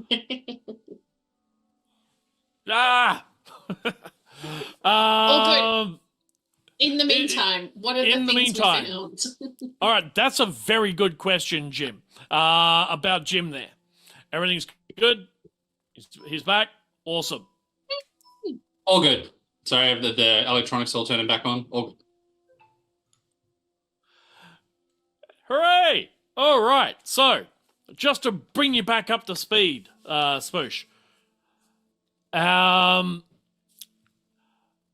boat, the new boat, is now tied to the old boat, the not your boat. The new your boat is tied to each of the things, so it's not going to float away. And Jim's Raiders, yeah, like it, yeah.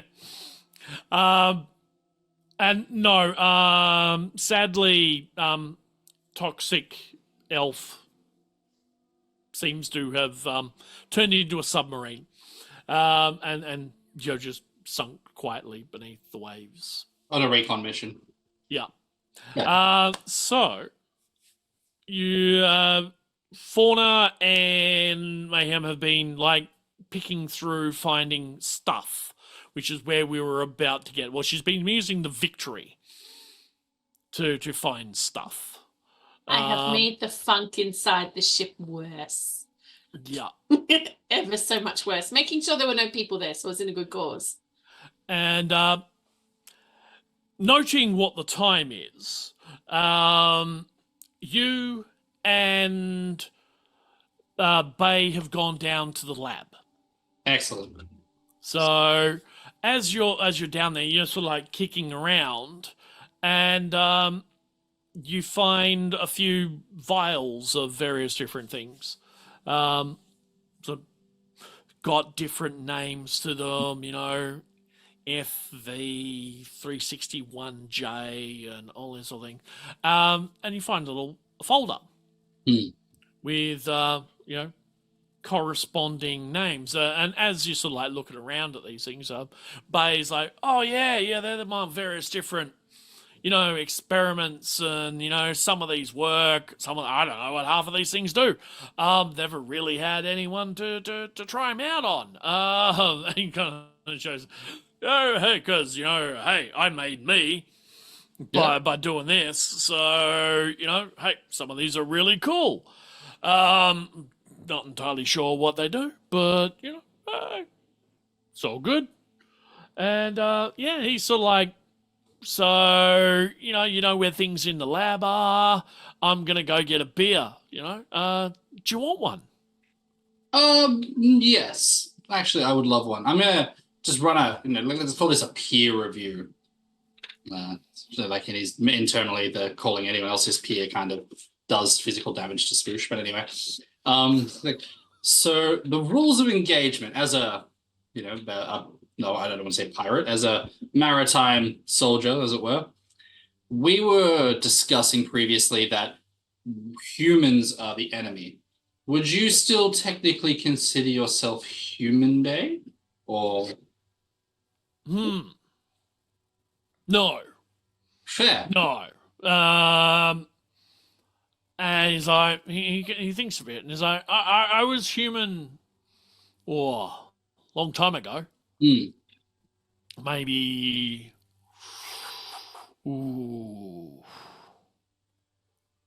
80, 90 years ago, something like that.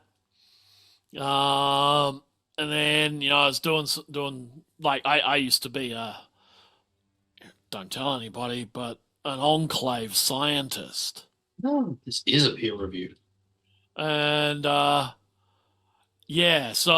I was doing some work on trying to replicate super mutants and stuff like that, so that we could create super soldiers, like West Tech did back, pre-ruin time. And I was working on some of that, and then I accidentally one day might have been having a couple of beers, maybe a couple of whiskeys as well, and I kind of accidentally drunk the experimental fluid I'd done.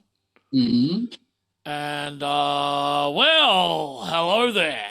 Woke up the next day and I was feeling a little green. And he smiles and laughs his ass off. And of course, is that a bit big green? Yeah.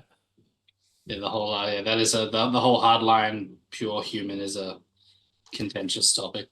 Do you reckon we could potentially, like, with the stuff here, like, Spoosh is going to pick some of the vials up and be like, no, this one, and he, like, gets one. He's like, I don't really know what this one is. He's like, but it's like, could we potentially, he, like, kind of starts putting them together and starts, like, trying to see, like, even, like, a sort of aerosol injector thing. He's like, temporarily, in even small amounts, adjust the virus so it changes, like, in an aerosol form, so they're technically not human anymore. So technically, Fauna doesn't need to kill them. He's like, you can see him, he pulls out his dice and makes a int plus science roll. As he and you see him pull an action point, and he rolls another dice. There's no reason why any of these wouldn't work that way. It's just, to be honest though, I've forgotten what half of them do. You make some stuff, you have some drinks, and then you forget to label it, and then, people call you careless and call in the ethics board and stuff like that. It's just like, I don't know why these things happen, but they do. And, here we are.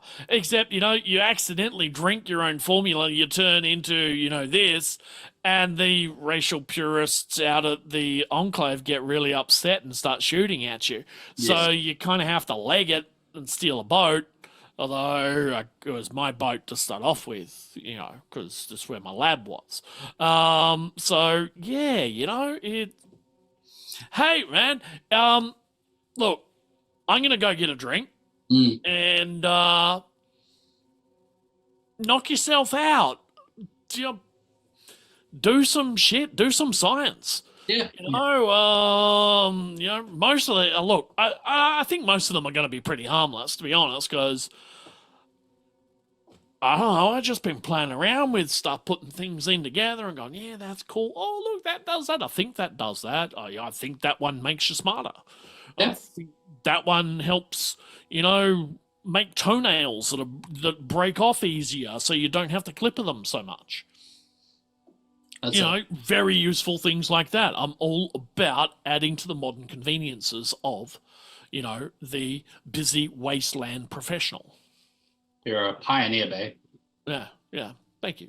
Anyway, bevies, I'm going upstairs, gonna get a couple of beers, maybe a hamburger, possibly a pizza as well. You in? Yeah, absolutely. Yeah, all right, I'll be back in a bit. And he's like, right, upstairs he goes. And you're left with these vials. So what Spoosh is going to attempt to do is not create any of the growing juice, but instead trying to see if he can identify as much as he can, because obviously there's going to be some things he can't figure out what they are, and then attempt to make either like a jet canister, like an aerosol spray. Because to him, is it like, if we're technically not human, then fauna shouldn't want to kill them, even if it's just temporarily not human. But then also there's going to be some people we have to fight against. So maybe even like a injector, like he's going to try and look at like a syringe injection, just so if we have to, be like, listen, just stab them with this, and there we go. They're taken out. They're no longer human. We're all good. Yeah, well, you do find it in your looking. There's one called Human Improvement Strain GW, but you've lost the numbers on it. Like one that one seems to be actually labeled. There's a couple that one's got toenails written on it, so you think that's the drops the toenails off one. Yeah. One's got no idea, and then a picture of a deer drawn next to it, so turns you into a deer, maybe. You think possibly. Yeah, but that human improvement serum looks like it's been around for a while. That one looks a good couple of decades old. I will start mixing. Spoosh will kind of be like, I've got to remember, I've been a mixologist for some time, just kind of talking to himself to be like, and there's also no one at the lab bar besides myself. But also, I am the best judge of my own abilities, so I'm going to need myself a doctorate mixology as well. Yeah. No, it sounds fair. Yeah. And start mixing up to the best of his ability what he thinks could be a bunch of any things that could just adapt someone to no longer be human. All right, well, you're going to give us a science and int, of course. The best roll that I have. I rolled 6 and a 2, so just missed getting 4, so I've got 3 successes. 3 successes. You think you're on the right track here, like a touch of toenail. Yeah. Added into, this human improvement serum, what even is that? Yeah. And the green one. The green one looks good. Yeah, for good measure. It's kind of come to it. And you got a nice little sparkly one over in the corner. Kind of glows a bit. Hey, can't go past sparkles and glow, right? They're always just awesome in concoctions.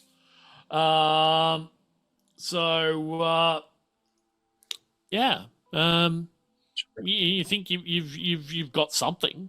Excellent. Yeah. So just kind of like ignoring the ghoul cat that has decided to join. Spoosh will kind of try and mix it. This one will go into the This will be the first test we can see, and like go into the syringe injection one, I guess. And he'll kind of like try and sit very carefully, because after last time with the all the viruses he's created, kind of sit there flicking it and be like, all right, I think I've done it. Yeah. And, I think I know where you're going with this. There's another human on board Yeah. who could be a great test subject. Mhm. You know, which you could then observe and see what happens. But, yeah. It's a good idea. And Spoosh will kind of sit there and just try and remember everything that's gone into it, and just be like, I don't know. I mean, is it like aloud to himself, just kind of not even like if Bay's coming back or not. To him, is in same thing. If he doesn't turn around, technically Bay's still there, so he ran it by Bay. It's like as you're thinking about all of this sort of stuff,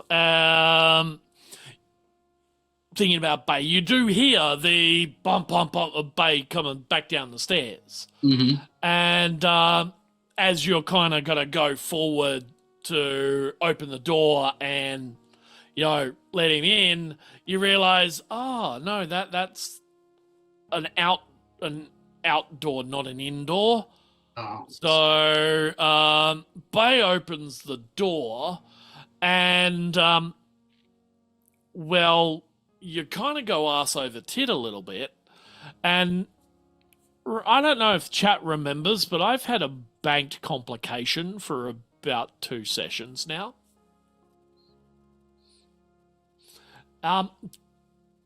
Guess where that serum's gonna end up? You know what? I'm gonna roll and just I'm gonna roll for my guess. I rolled a 1. I rolled my head. Yeah. Okay. Has anyone seen, apart from me, and I've seen it like 300 times, Hudson Hawk? Great film, lovely film, and there's one scene in there where the bad guy lands on a basically face full of syringes, and don't do that while I'm trying to give serious fucking descriptions. Thank you very much, Miss Piggles, who is putting silly things in chat that none of you can see. How to break the narrative, as I'm laughing at what I'm seeing here. Bad player, no biscuit. The not just that syringe, but the others as well. Kind of poking out. So Spoosh got a pretty good dosing of everything. Some stuff. And I think at this point, we'll have a little break, since it's like, 2 hours in. So, shall we have a break?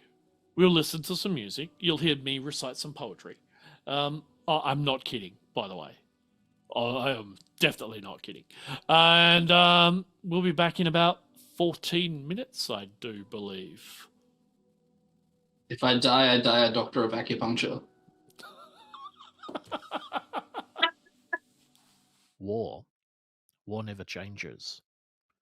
The Romans waged war to gather slaves and wealth. Spain built an empire from its lust for gold and territory. Hitler shaped a battered Germany into an economic superpower. But war never changes. In the 21st century, war was still waged over the resources that could be acquired, only this time, the spoils of war were also its weapons. Petroleum and uranium. For these resources, China would invade Alaska, the US would annex Canada, and the European Commonwealth would dissolve into quarrelling, bickering nation-states, bent on controlling the last remaining resources on Earth. In 2077, the storm of world war had come again. In 2 brief hours, most of the planet was reduced to cinders, and from the ashes of nuclear devastation, a new civilization would struggle to arise. Well, there's one from the archives. Hello, Cinder's Wasteland. You're listening to Kill FM. Kill them before they kill you. And if they happen to be one of those La Ventre Rouge serpent men, or the cassowaries, or a Bridgerton, then it's a good kill according to our president. All hail the Enclave. All hail the president. Obey and be free. And now here's some rousing tunes for our troops in the trenches, fighting the good fight. You go get 'em, kids, because war never changes.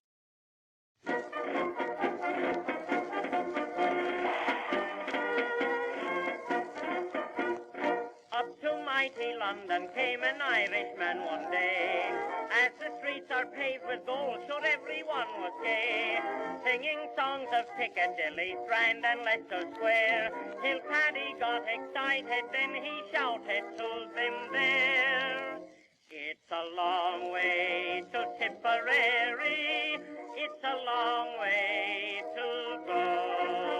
It's a long way to Tipperary, to the sweetest girl I know. Goodbye, Piccadilly, farewell, Leicester Square. It's a long, long way to Tipperary, but my heart's right there. It's a long way to Tipperary, it's a long way to go. It's a long way to Tipperary, to the sweetest girl I know in Tipperary. So it's goodbye, Piccadilly, farewell, Leicester Square. It's a long, long way to Tipperary, but my heart's right there.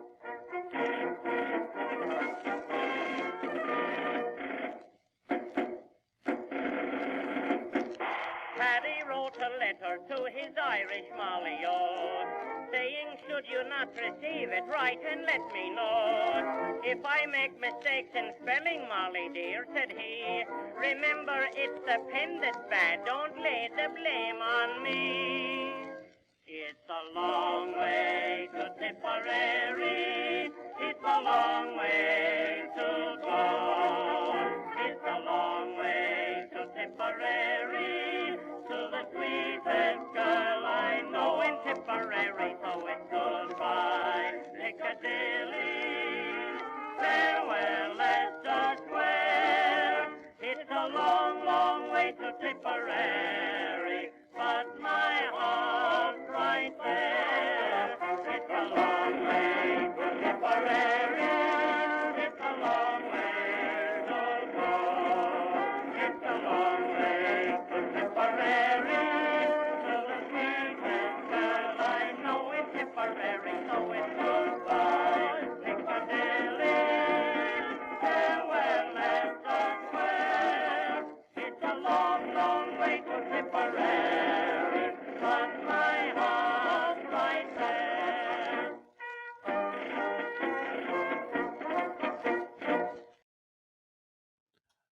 And now a message going out to all those troopers and soldiers heading out to Cora and Brizzy. Good luck. Fight well. And we look forward to seeing the might of the Enclave steaming out of the harbour once more. And now, some more music to get you going, to bring the bloodlust. For glory, for honor, for the Enclave.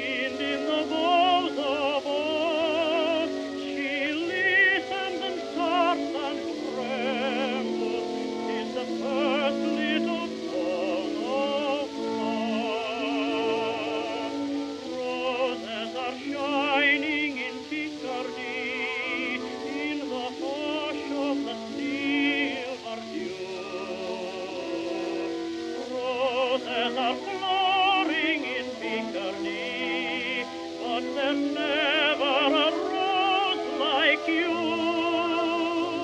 And the roses will die with the summertime, and the rose may be far apart, but there's one rose that dies not in Piccadilly. 'Tis the rose that I keep in my heart.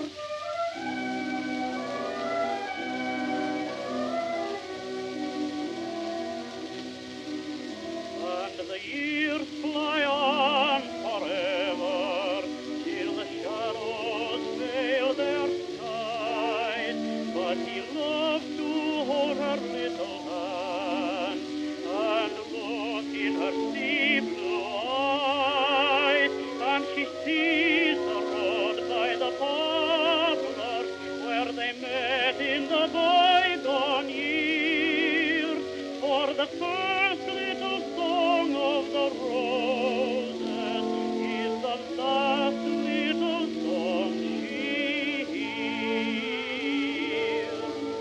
Roses are shining in Piccadilly, in the hush of the silver dew. Roses are flowering in Piccadilly, but there's never a rose like you. And the roses will die with the summertime, and the rose may be far apart, but there's one rose that dies not in Piccadilly. 'Tis the rose that I keep in my heart. And now, some spoken word. Dulce et decorum est by Wilfred Owen. Bent double like old beggars undersacked. Knock-kneed, coughing like hags, we cursed through sludge, till on the hunting flares we turned our backs, and towards our distant rest began to trudge. Men marched to sleep, many had lost their boots, but limped on bloodshot, or wet lame, all blind, drunk with fatigue, deaf even to the hoots, of gas shells dropping slothfully behind. Gas, gas, quick, boys! An ecstasy of fumbling, fitting the clumsy helmets just in time. But someone still was yelling out and stumbling, and floundering like a man in fire or lime. Dim through the misty panes and thick green light, as under a green sea I saw him drowning. In all my dreams, before my helpless sight, he plunges at me, guttering, choking, drowning. If in some smothering dreams you too could pace behind the wagon that we flung him in, and watch the white eyes writhing in his hanging face, like the devil sick of sin. If you could hear at every jolt the blood come gurgling from the froth corrupted lungs, obscene as cancer, bitter as the cud, of vile, incurable sores of innocent tongues, my friend, you would not tell with such high zest to children ardent for some desperate glory the old lie, dulce et decorum est, proprietaria mori. And that concludes our broadcast for this evening, because coming up to Anzac Day, it is important that we remember, even though this is just a game, that war isn't, and that war never changes. Thank you. We'll see you in a second. Good night.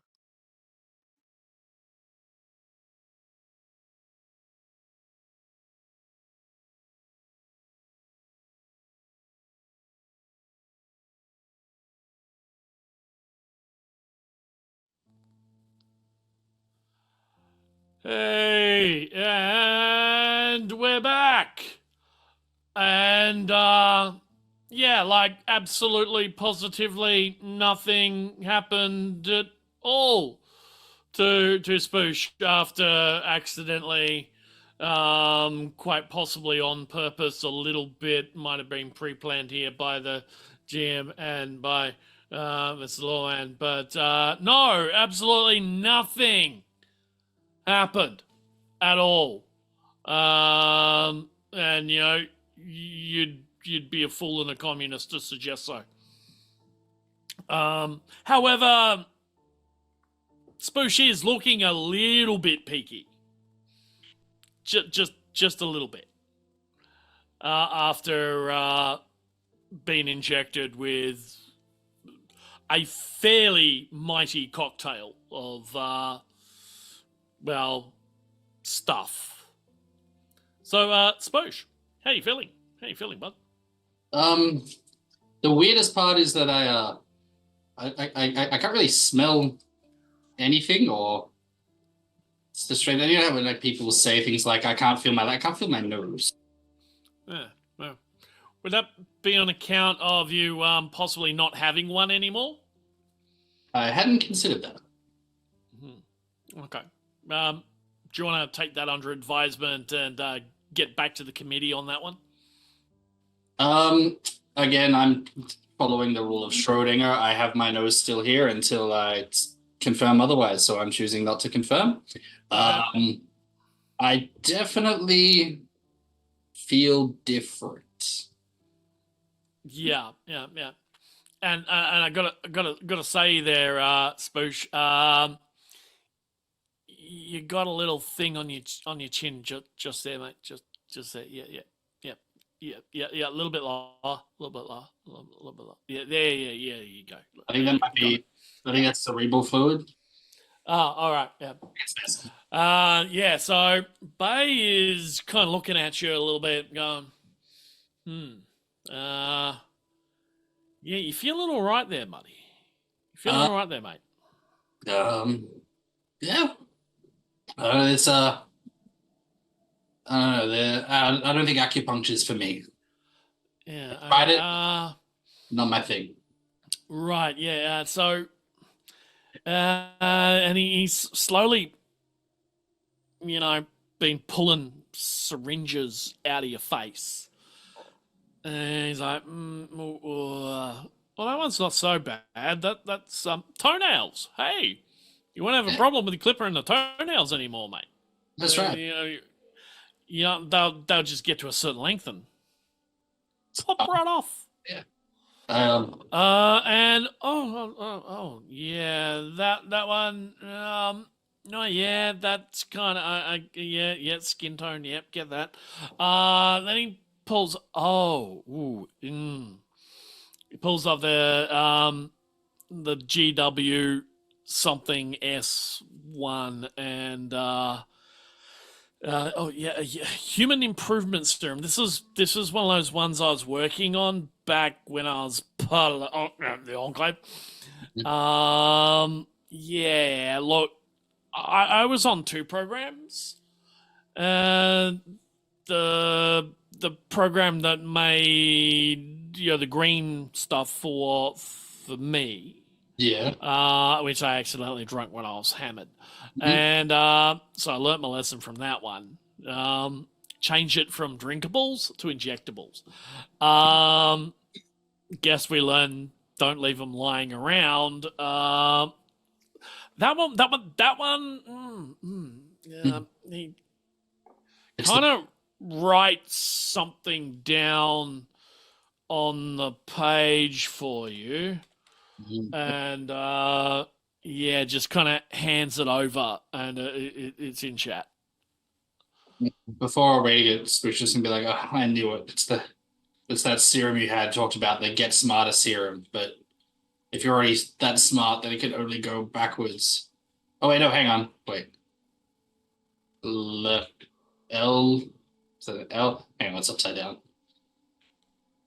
No. The like I don't need to know, like I know about ghouls. I need to know what the virus is or what's in here. Yeah, that. So you know how I drank the one like the FEV variant that made me, so it like kept me as smart as I normally am, you know, and made me strong, but it, you know, had a couple of other less desirable side effects things. So I, you know, I'm just between you and me, not really want to talk about, but you know, you're down there is a bit of a problem. You know, just between us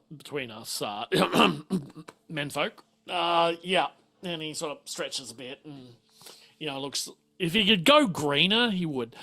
So yeah, there were a couple of tiny side effects of that nature. Yeah.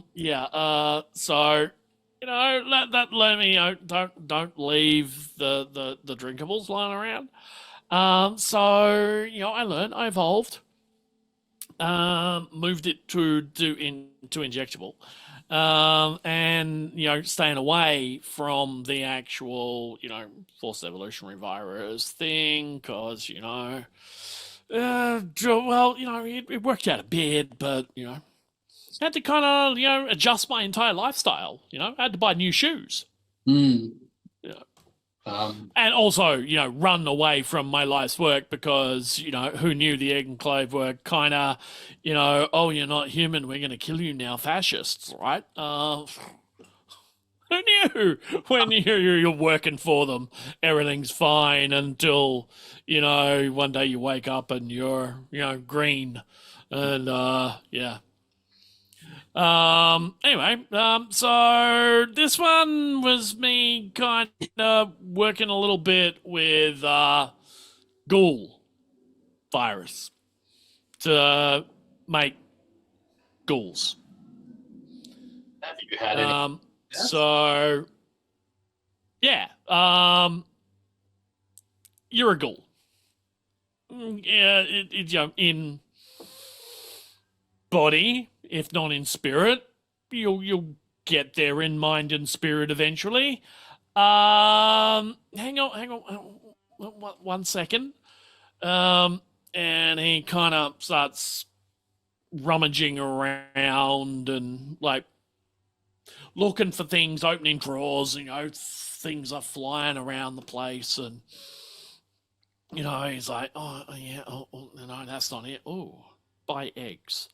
Jesus, when did I write that? You know, and he's like pulling other things out and what have you. And he's like, here it is. And he's like, I'll give you a prescription. And he's actually writing on an old school prescription pad. And he tears it off and he hands the note to you. Don't lose this. All right? That's the formula. As best I can remember. Okay. All right.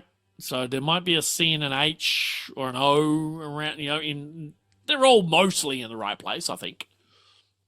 But that's the formula for the stuff that you're gonna need to keep you from devolving. I mean, I think if I devolved, I'd just become a regular person. No. You'd become a regular. I think the term is feral ghoul. I mean, you know, wanting to eat people and anything and everything, and just like generally, you're a non-hospitable kind of person. I mean, Fauna calls me that regularly, so maybe that's already happened. I don't know. Well, less, even less hospitable. And how often do I need to take it, or is this like a?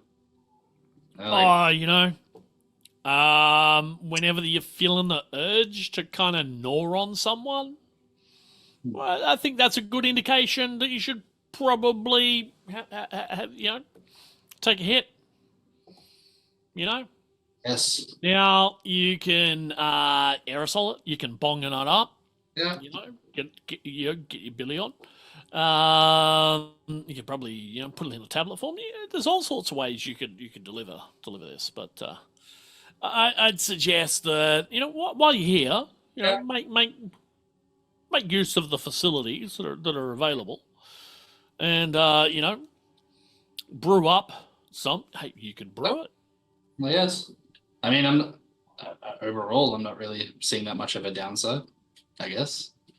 I mean, Well, it depends on your perspective. If if you're fine with losing your mind and just ravening and going to try and eat and kill everything you see, no downside. no, I mean that's not gonna happen. That's fine. I have no. Like, you look at the problem. Like, I could probably improve it, but I mean, my biggest fear was always that by contributions to science would be capped, and I'd fall victim to some unlucky just stray shot. Now I guess I could just keep it going. Yeah, as long as you take your medicine. Yeah, that's fine. Yeah. I'm led to believe you can sit in radiation pits, and that's just like sitting in a hot tub. It's kind of nice. I don't know. It doesn't work for me. Really? But I'm led to believe you can do that. But hey, just make sure if you're getting the urge to kind of chew on anybody or rend them limb from limb. Unnaturally want to rend them limb from limb. There's certain times when you probably just want to rend someone limb from limb anyway. I feel that.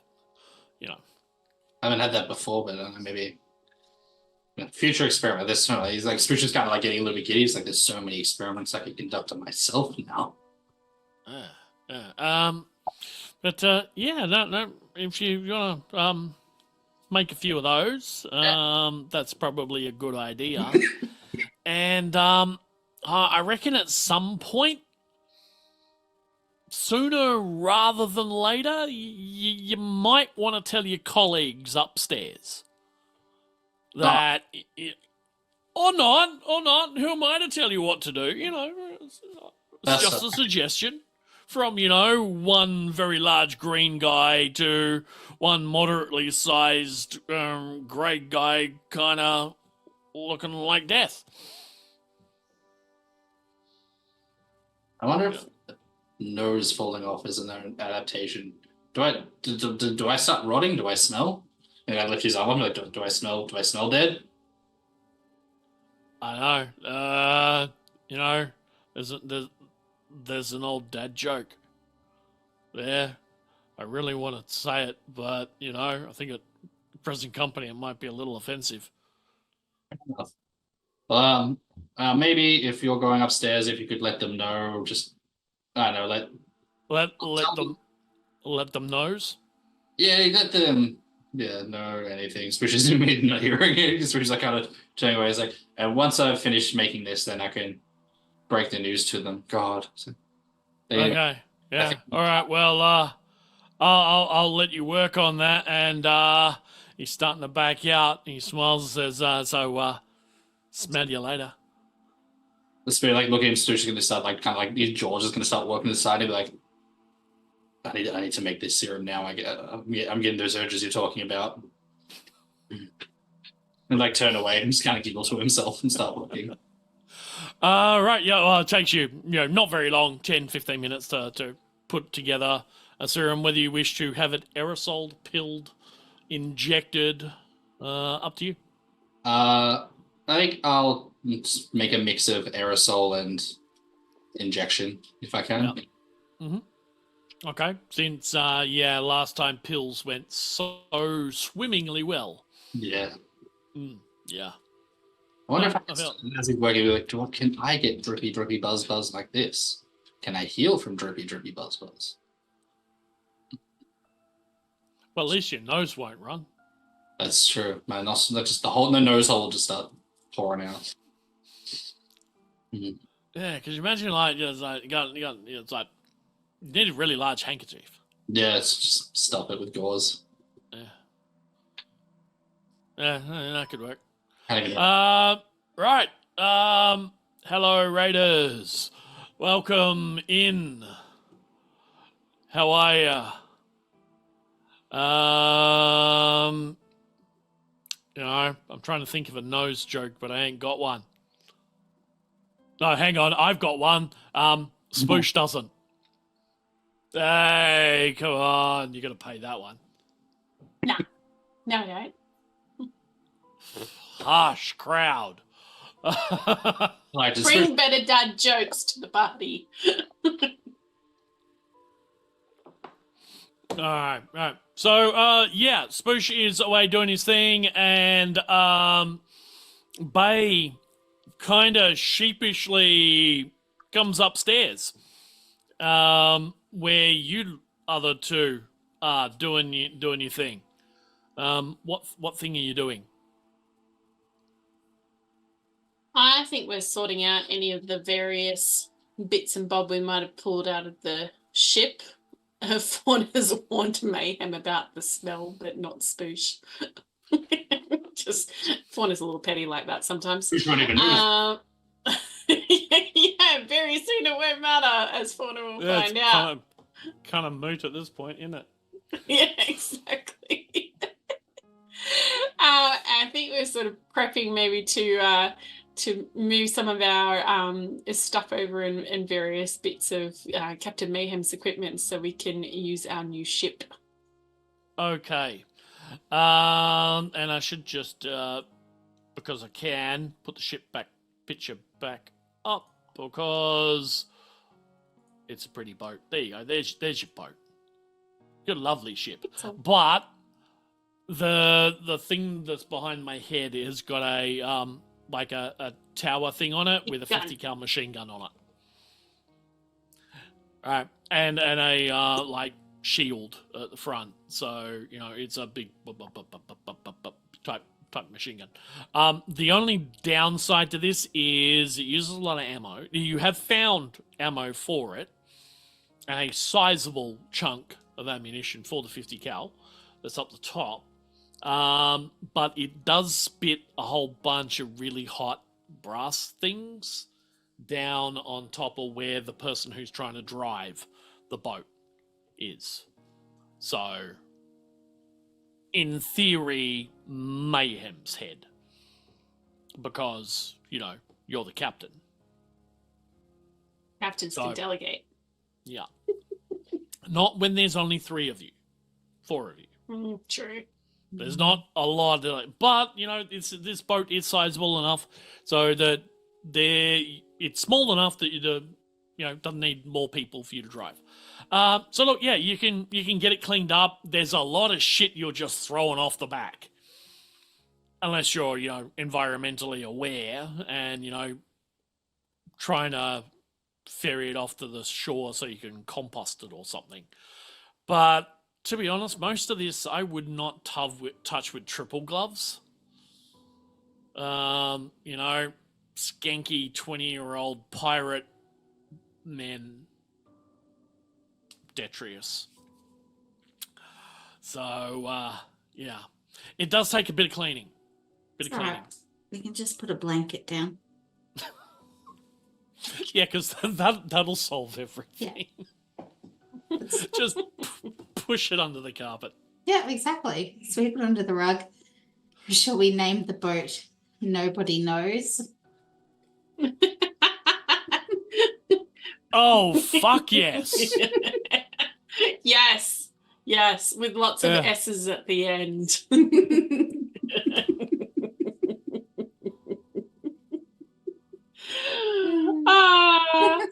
Can I vote that our dear Shadowmere gets inspiration for that one? That was pretty damn good. Oh yeah, well, the Fallout version. Not that it exists in this game. Action point. You can have another action point there. Yay! I am for the terrible nose joke. I think you mean the great nose joke. Yeah. It was and Saz, to answer that question, no, there are no changes. Right, so you clean the boat up. It takes a bit of time. Sorry, nobody knows. Yep. Love it. I'm still kind of reveling in that joke. Thank you.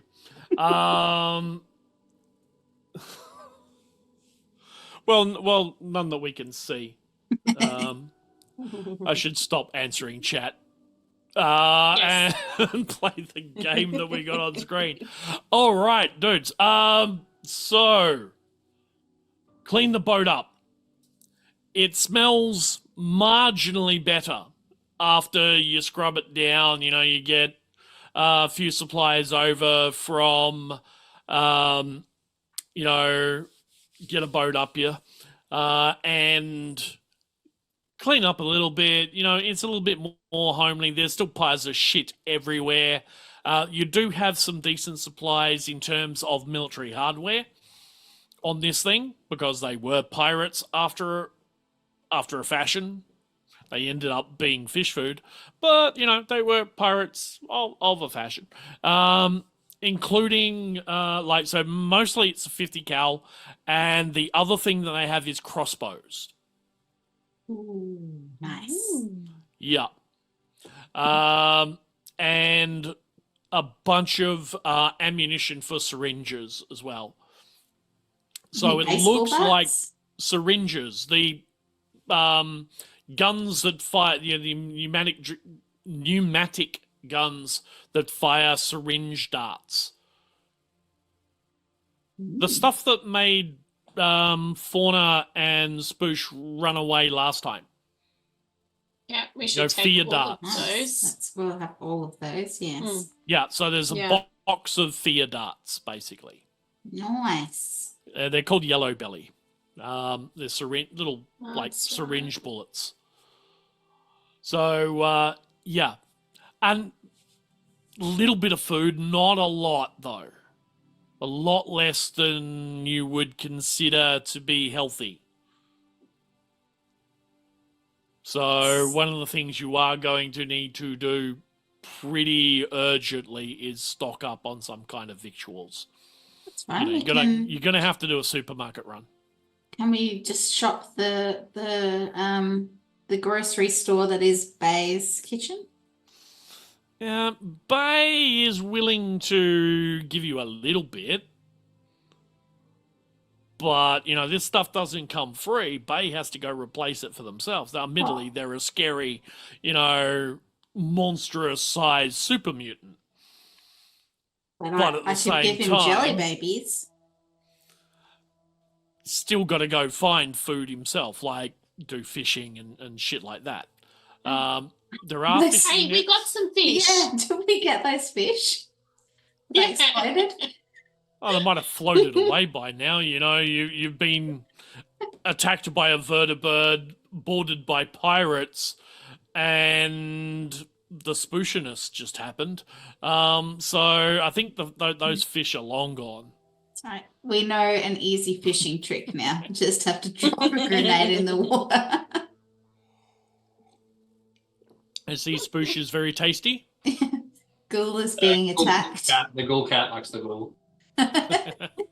Well, that is as it should be. Yes. So yeah, you have a new ship, which is Ooh. slightly less disgusting than it was before,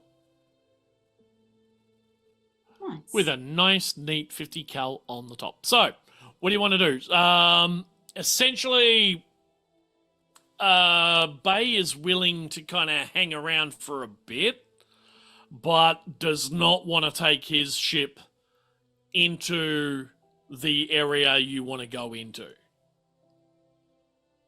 And also, his isn't armed. His goes really fucking fast, though. Which is why he's not armed. And also, he's a rather sizable super mutant, so people tend to give him a bit of a wide berth. Well, that could possibly work. I- If he hangs around, Yeah. potentially, and we can get back in our ship, he could tow us quickly. Does he Yeah, have maybe. a radio? Yes. And it does our works. ship have a radio? That's a works? good question. Mm. would you like to make me a group luck roll? Because I don't know. Okay. Just 1 dice for this one. When it's a group roll, figure out who your highest luck person Good is. point. You That's do right. a luck and survival. I'm gonna say Luck and survival. Okay, I've got or whoever 7 has the luck highest, and then everybody else can support with 1 die. and 6 survival, so that's 13 that I need to roll under. I would have to roll under an 8. Mine is 5. Okay. All right. So Fauna it is. basically, Fauna is going to roll for the group. The other 2 Yep. can assist with 1 die, Mhm. getting underneath your number, and you add them all successes together. And if you want to have a radio, I would suggest that you perhaps push some action points into it as well. 2 successes, but just because one of the things I rolled was a 13. So I rolled a 13 and a 12. I rolled a 5, so that's a success for me. I'm doing well. This school thing is working for me. Yeah. I rolled a nat 1. So that's 2. All right, so that's 5 successes. All right, it's got a fucking really nice radio. Yes. It's like a satellite radio. You Winner. can pick up like Chinese radio on it. Sweet. We could get SBS Pop Asia. If Yeah, that existed you in can. post-apocalyptic world. Reruns. Yes, reruns. Now we can listen Well, remember, to Lawson 5 is Jones. the maximum you can get, is Oh. the most awesome success that you can make in this game. It's the rule of 5s in this. Everything's about 5. So, yes, it's one of those, you dial in to this ultra hardwired kind of military satellite picking up, enclave transmission picking up, decrypting of private channels radio. Amazing. Go us. Yeah. Okay. So if we with our very good success, if we're able to sort of dial into some of the enclaves channel as we approach, and we can sort of keep an eye on things. And then could we ask if they would just keep an eye on things, considering that he's got a radar. I don't know how far it extends, but if anything sort of suddenly comes towards us, if you could give us a heads up, we can communicate back to him when we're on our way, things like that. See that thing behind me. I was going to point in my screen, but that's not going to work. So see that thing, Yeah. that's quite possibly a radar too. Ooh. And because you rolled a 5, and say you've got one of those as well. So this grumpy old boat that you've got at some point in its life was a CIA spook ship. Oh, so that's better than my idea of the pirates stealing it. Cool. See how spook ship is. And also how they were able to sneak up on you, like a sneaky thing. See, you could look at it. Stealth boat. And not know. That's why nobody knows what's on the That's boat. right. Of course, next session I'm going to brush up on the love boat theme. Something exciting and new. Yeah, I'm just warning you all now. Next session, still on a boat, I'm going to have memorized the love boat theme. I'm going to have to think of something. Does this mean I have to start singing I am the very model of a modern major general to drown you out? Because I will, and I can. Quite possibly. Right, so yes, this was a former CIA stealth boat for stealthy Awesome. spy operation things. And which makes sense in the location of being in and around Australia, right? And yeah, the pirates got it. Maybe they're descendants of the original CAA people. Who knows? You would have to ask them. Oh, that's right, you can't, because you killed them all. Whoa, whoa, whoa! I killed nobody. The ocean killed them. Okay, the ocean killed 2 of them Yeah. I returned after you shot them in the head and the kneecap, and they fell into the ocean, Yeah. unconscious. Pirate code says anyone who loses a limb gets leave and workers' comp. I was trying to help. Yeah, okay, yeah. I believe you. Thousands wouldn't. Yeah. This is amazing. Now we have our own boat. Yeah, you have your own boat. So what do you want to do with it? You want to go fishing? Yeah, you know? Take a couple No, of we charter want to go. tours? You know what we want. We want to go kill some people. We do a drive-by. Okay, you want to go kill some people? Fine, all Well, right. Fauna wants to go kill some people. Spoosh not necessarily, but Fauna definitely wants to go kill some people. All right, We've so got a we big will... gun now. We could just do a drive-by and then just sail to wherever we wanted. Saz, can we have the plan for Wollongong, please? Thank you.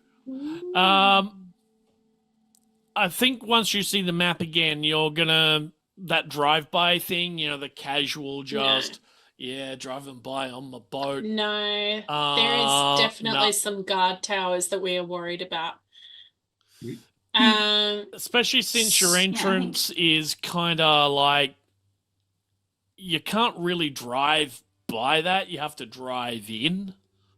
Will the boat fit in the sewer? No. Does the boat have a smaller dinghy? That's a bit personal, isn't it? I think your mum's a bit personal. It's average size, okay? I don't know, it does have a dinghy. Have I come up from the lab, or am I still down there? You can come up from the lab whenever you feel like. Yeah, Anytime you like. Spoosh will come up from the lab. Just kind of still like reading, still the folder of like what he has been injected with. Yeah, it's got on the cover. So you're a ghoul now. Yeah. I'm gonna start my own novel now, my own autobiography. It's gonna be called Ghoul Story, Necrosis and Back Again by Spoosh. Cool story, bro. Fuck. Ghoul Story. You need to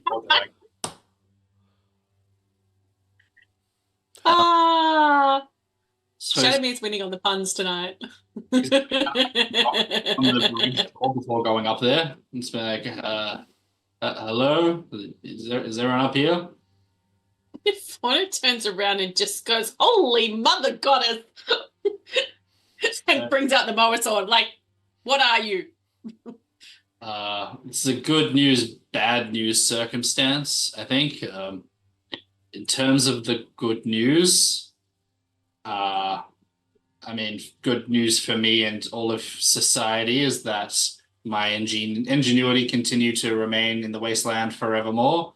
The bad news is that, I don't know, I might smell a little bit, but that's not really a problem for me anymore, and I'm sure the two of you handle it. So,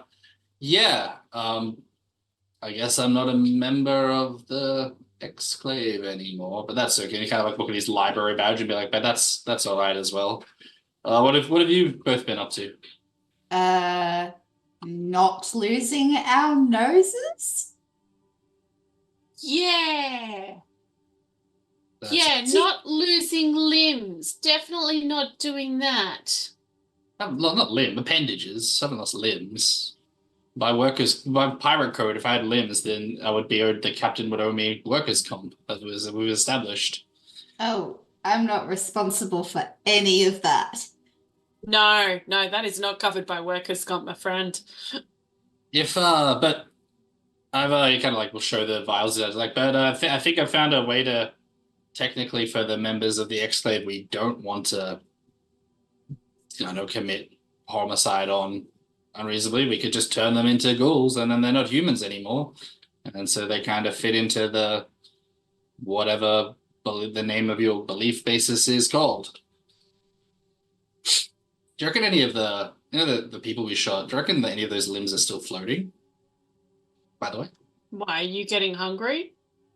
No, but they said I need to be on the lookout for the urge to eat limbs, and I've never eaten a limb, so I don't know what the urge to eat limbs feels like. So I feel like I need to eat some to figure it out. How about you don't and never say you did?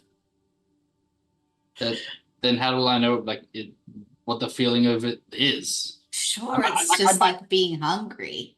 Well, Yeah. sure. And like I don't want to Yeah. what if we go to sleep and then suddenly I have like the rumblies that only hands satisfy? We will shoot you, is what will happen. I don't think that would stop me anymore. Well, I've got a mower sword. I reckon if we chop you up into little bits enough, it'll probably Use do the its trick. name. No. You're asleep.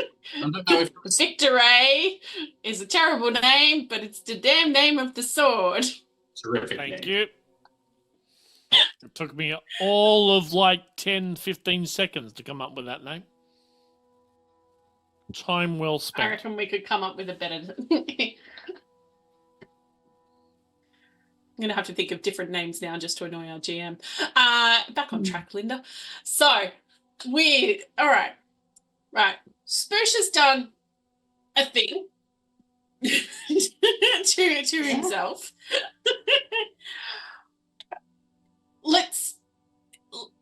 I don't know. Do we want to change anyone into ghouls? Actually, that's a question I have. How common are ghouls in the Australian version of? You could count all the ghouls that you have ever seen in all of your lifetimes, your parents' lifetime, their grandparents' lifetime, and all the rest on one finger. That's what I thought. And it's in front of you right now. That's what I thought. I think I was trying to think if Fauna is actually going to be morally opposed to creating more ghouls in Australia and bringing more introduced species in. And I think the answer is going to be yes. She is morally opposed to this. I mean, surely it's your goal is to get rid of humans. I mean, you can't kill them all, but if we introduce this into the water system, I mean, all the humans turn into ghouls. I mean, if we're following sort of this horrible version of social Darwinism, those of them smart enough to keep the serum going will survive. The others will go feral and just eat each other. I mean, I see it as a win-win for society and your very strangely moral genocide of the human race. I feel like this is bringing a cane toad in to eat a cane beetle. Yeah, but They end up with more problems than we started with. Yeah.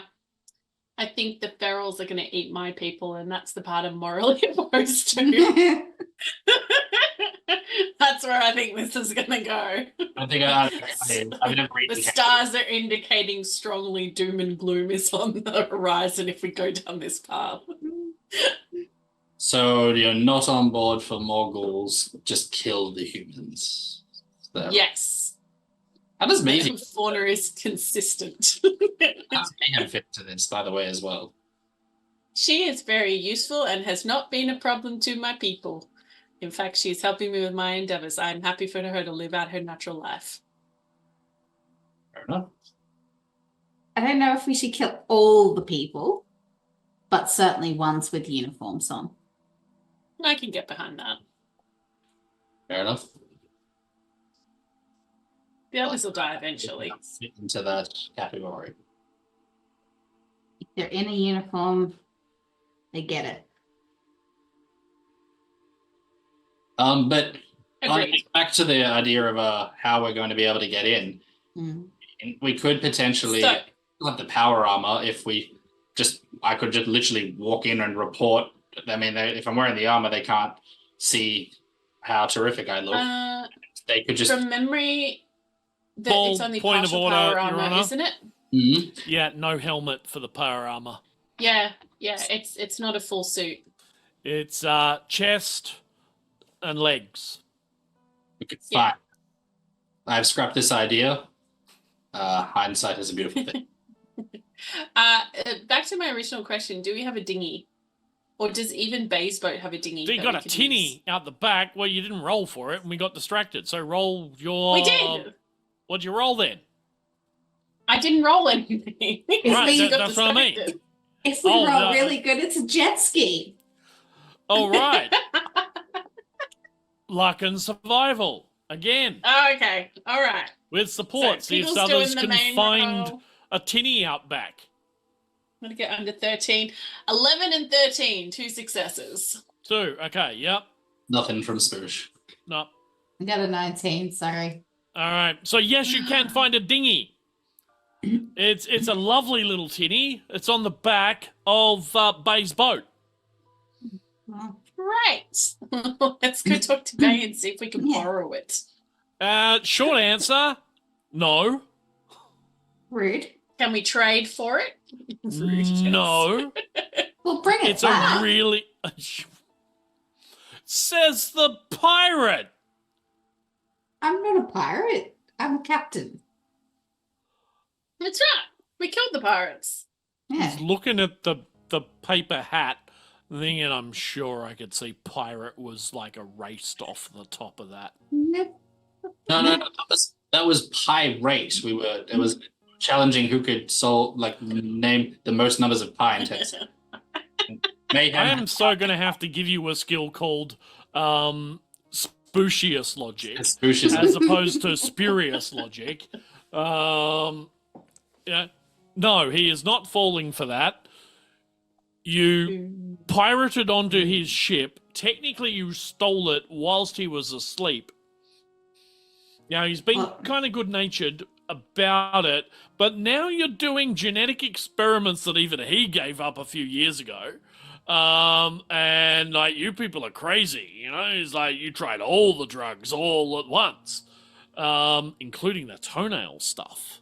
You know, so, you know, there's only so much a super mutant can bear. You know, he's kind of, you know, nice, engaging, supportive, generous Hawaiian super mutant. Mayhem would But- like to point out, though, that he clearly has a security issue because not only has he been attacked by pirates twice, In one one being day. us, one being the bad pirates, and we saved him from the bad pirates. He's actually very lucky that we stumbled across his boat and that we boarded and we protected him. So, Yeah, he's kind of thinking he wouldn't have been here if you hadn't insisted you drive down this way to get attacked by what was, as far as he's concerned, an actual enclave vertibird, not an exclave vertibird, but an enclave one. And that's somehow scarier. Oh, Stuppy loved it. And actual pirates, not, he will concede, somewhat inept and pretend pirates such as yourself. Friends. Yes. He still hasn't decided if he's not going to feed you to the very large shark. Right? He's like, look, That's my gratitude patience for is you. starting to run a little bit thin. I've got to put spac filler on various bits of the ship now because vertibird machine gun holes in ships not a very good thing. So he's got to like find somewhere to get fiberglass to redo it and paint to make it all nice. And, you know, if you hadn't noticed, there was a war a couple of 100 years ago. Excuse me. You know, finding fiberglass and paint and things like that is not really an easy task. So, yeah, he's a little bit, look, you got your nice boat yourself. Just, like, toddle along. If you want a tinny, go find your own. You can't steal mine.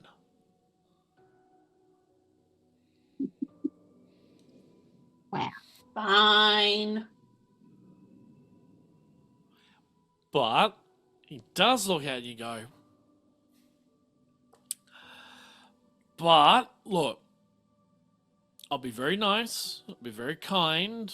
I know you're going into do some revenge kind of thing, and I don't necessarily need it, and I do have kind of another one anyway because they came in a match set, you know. So parting gift. All right. Are we clear on the parting bit? Yes. Yeah. Cool.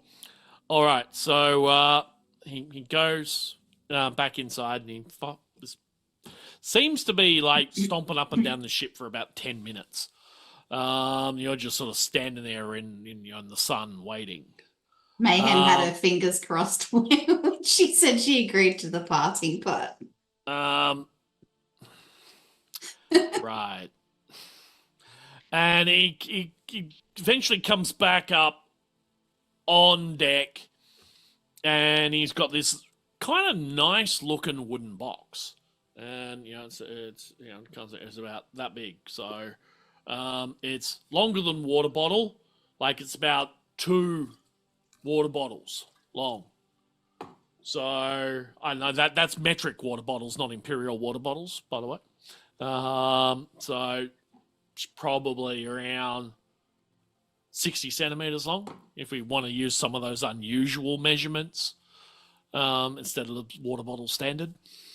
So it's about 60 centimeters long, probably about 40 centimeters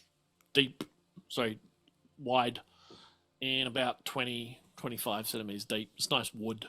It's got a latch on it. The latch has a lock. It's got a little key in there, which kind of defeats the purpose of having the lock if you put the key with it. Just saying. It's just one of those things. Why would you lock something if you're gonna keep the key with it? I don't understand, but hey, he's a super mutant. Go figure, right? He's got another, like a sack, and the sack's just like a oilskin burlap type sack, and hands the box over, and hands over the sack, and the box hands the box over to Fauna, and hands the sack over to Spoosh.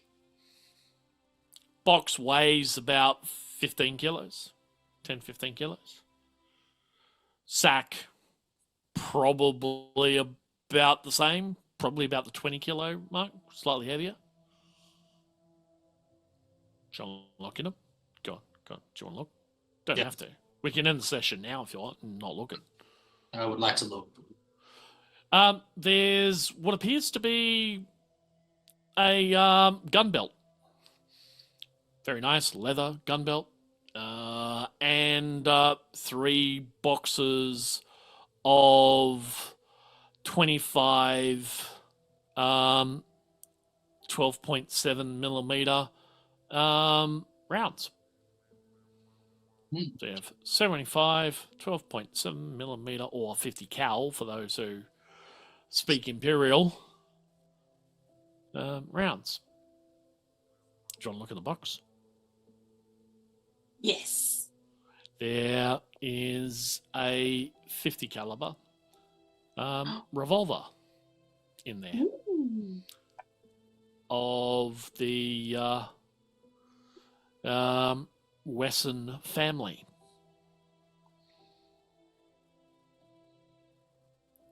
It makes a lovely little tick, tick, tick, tick, tick, tick, tick noise. I'm not sure. As you roll the cylinder along. It's oiled, it's clean, it's never been fired. Nice. It seems to have been in its box since manufacture, which was probably about 250 years ago. Sweet. Yeah. Not that Fawn is very good with firearms, but she appreciates this. Lovely. Okay, so lovely this thing. has recoil 7 on it as a feature, which means if your strength is under 7, Mm-hmm. then you are going to take penalties every time you fire it. My strength is 7. right. Thankfully. And with recoil 7, every time you fire each round with it, it adds 1. So basically, at strength 7, you've got to go bang. This thing recoils like an absolute bastard. Then you've got to stop for a round, or you're going to need a strength of 8 on the next round. So every time you fire subsequent is going to add 1 to the strength requirement because it's kicking up quite significantly. So you can fire off 4 rounds with it in, it's got a shot rate of 4, but that would require your strength to then go from 7 to 8, 8 to 9, 7 to 9. 11. Yeah. And each one that your strength is under is going to reduce your accuracy, add an extra target, not a target number, but an extra success to hit.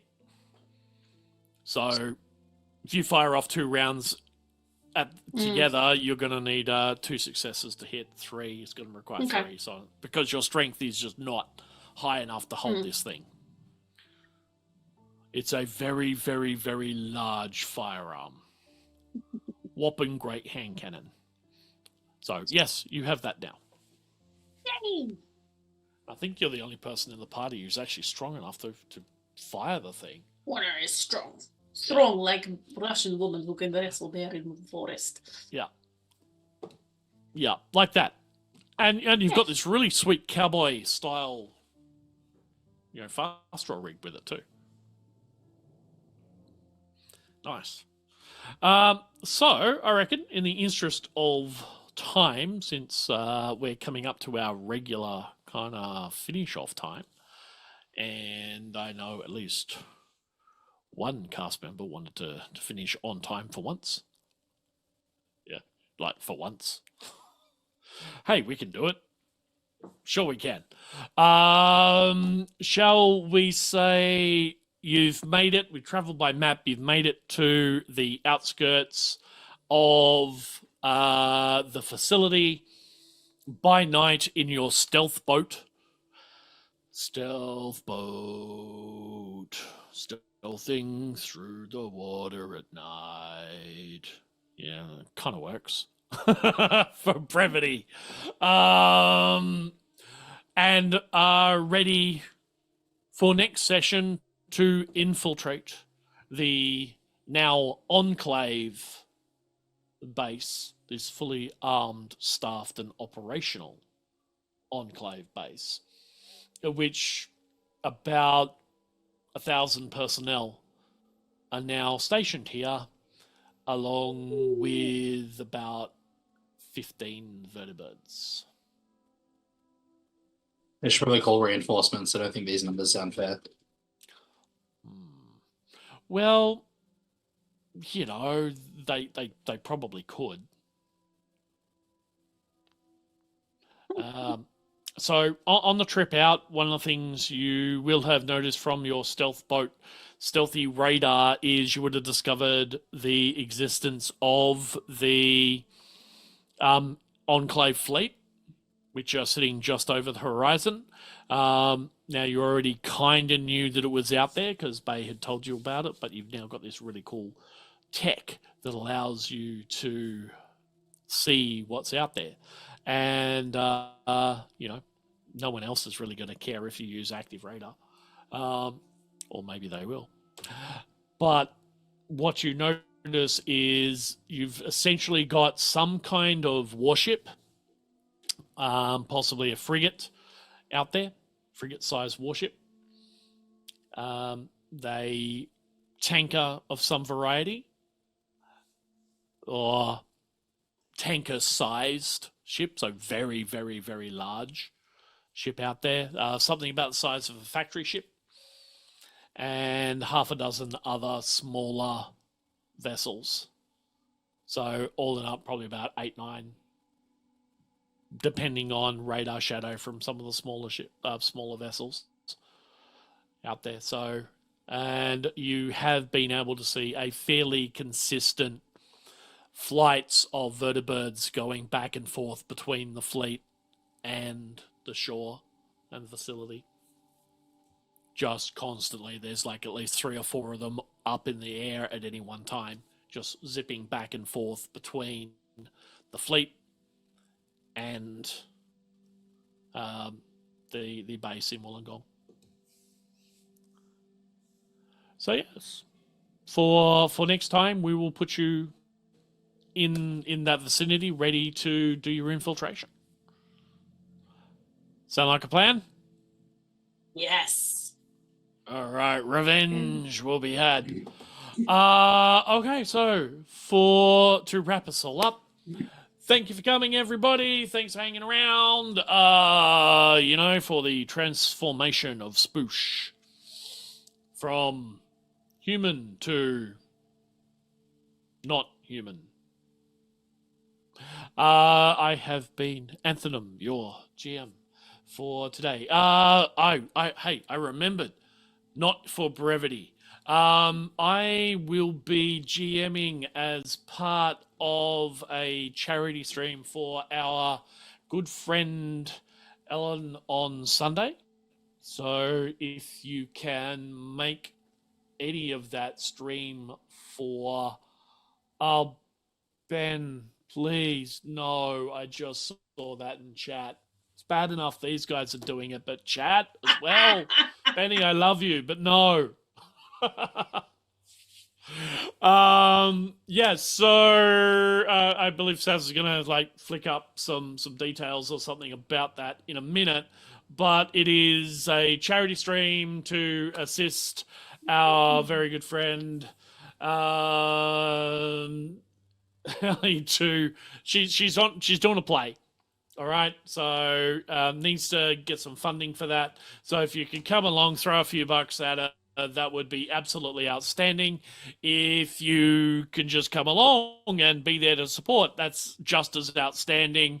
If you have the time, we would love to see you, where I'll be running Passion de la Passions, Passions in Space, Love Affairs Amongst the Stars.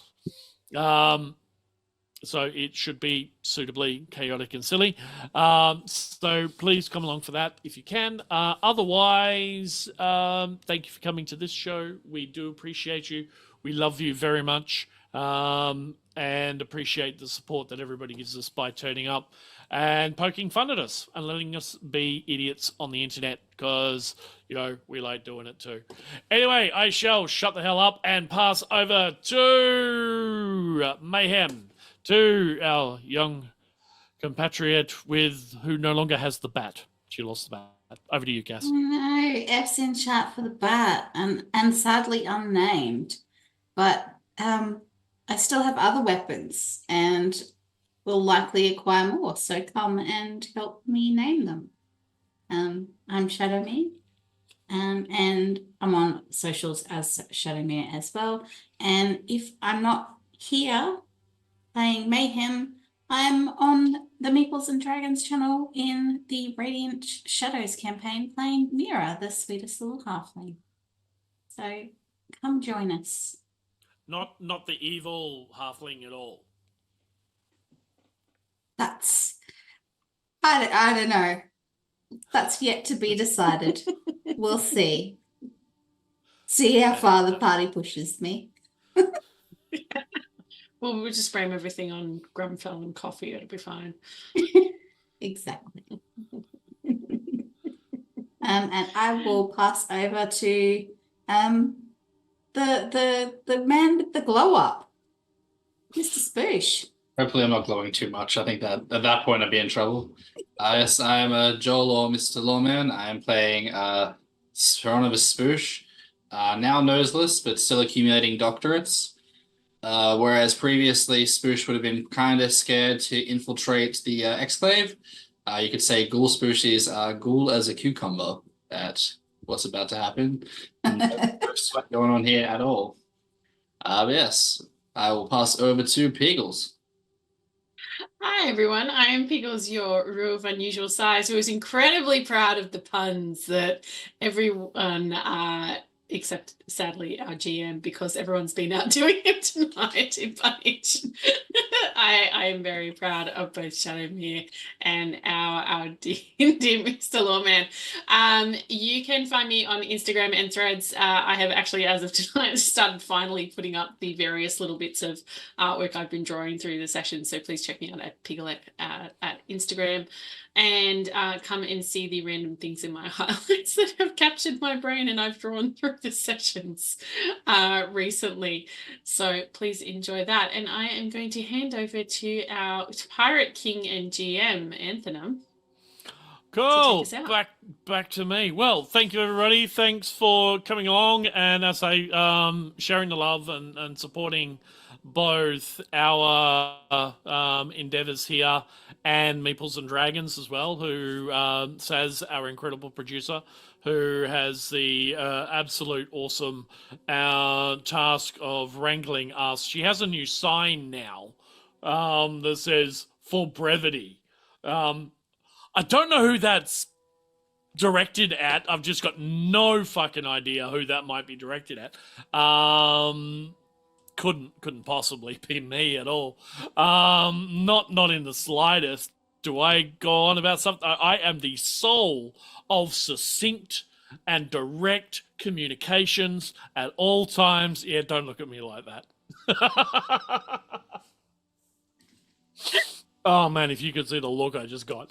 All right, I'm gonna shut the fuck up. That Bid should you just all hold up the adieu. sign again. Don't make Saz tap the sign, yeah. We are going to be raiding out to our very, very good friend, Brainbeat Studios, going to see Sean. And please stay for the journey because Sean is a very good egg and, absolutely wonderful human being. So hang around and we're going to wave incessantly until we're no longer here. So thanks for coming. Bye.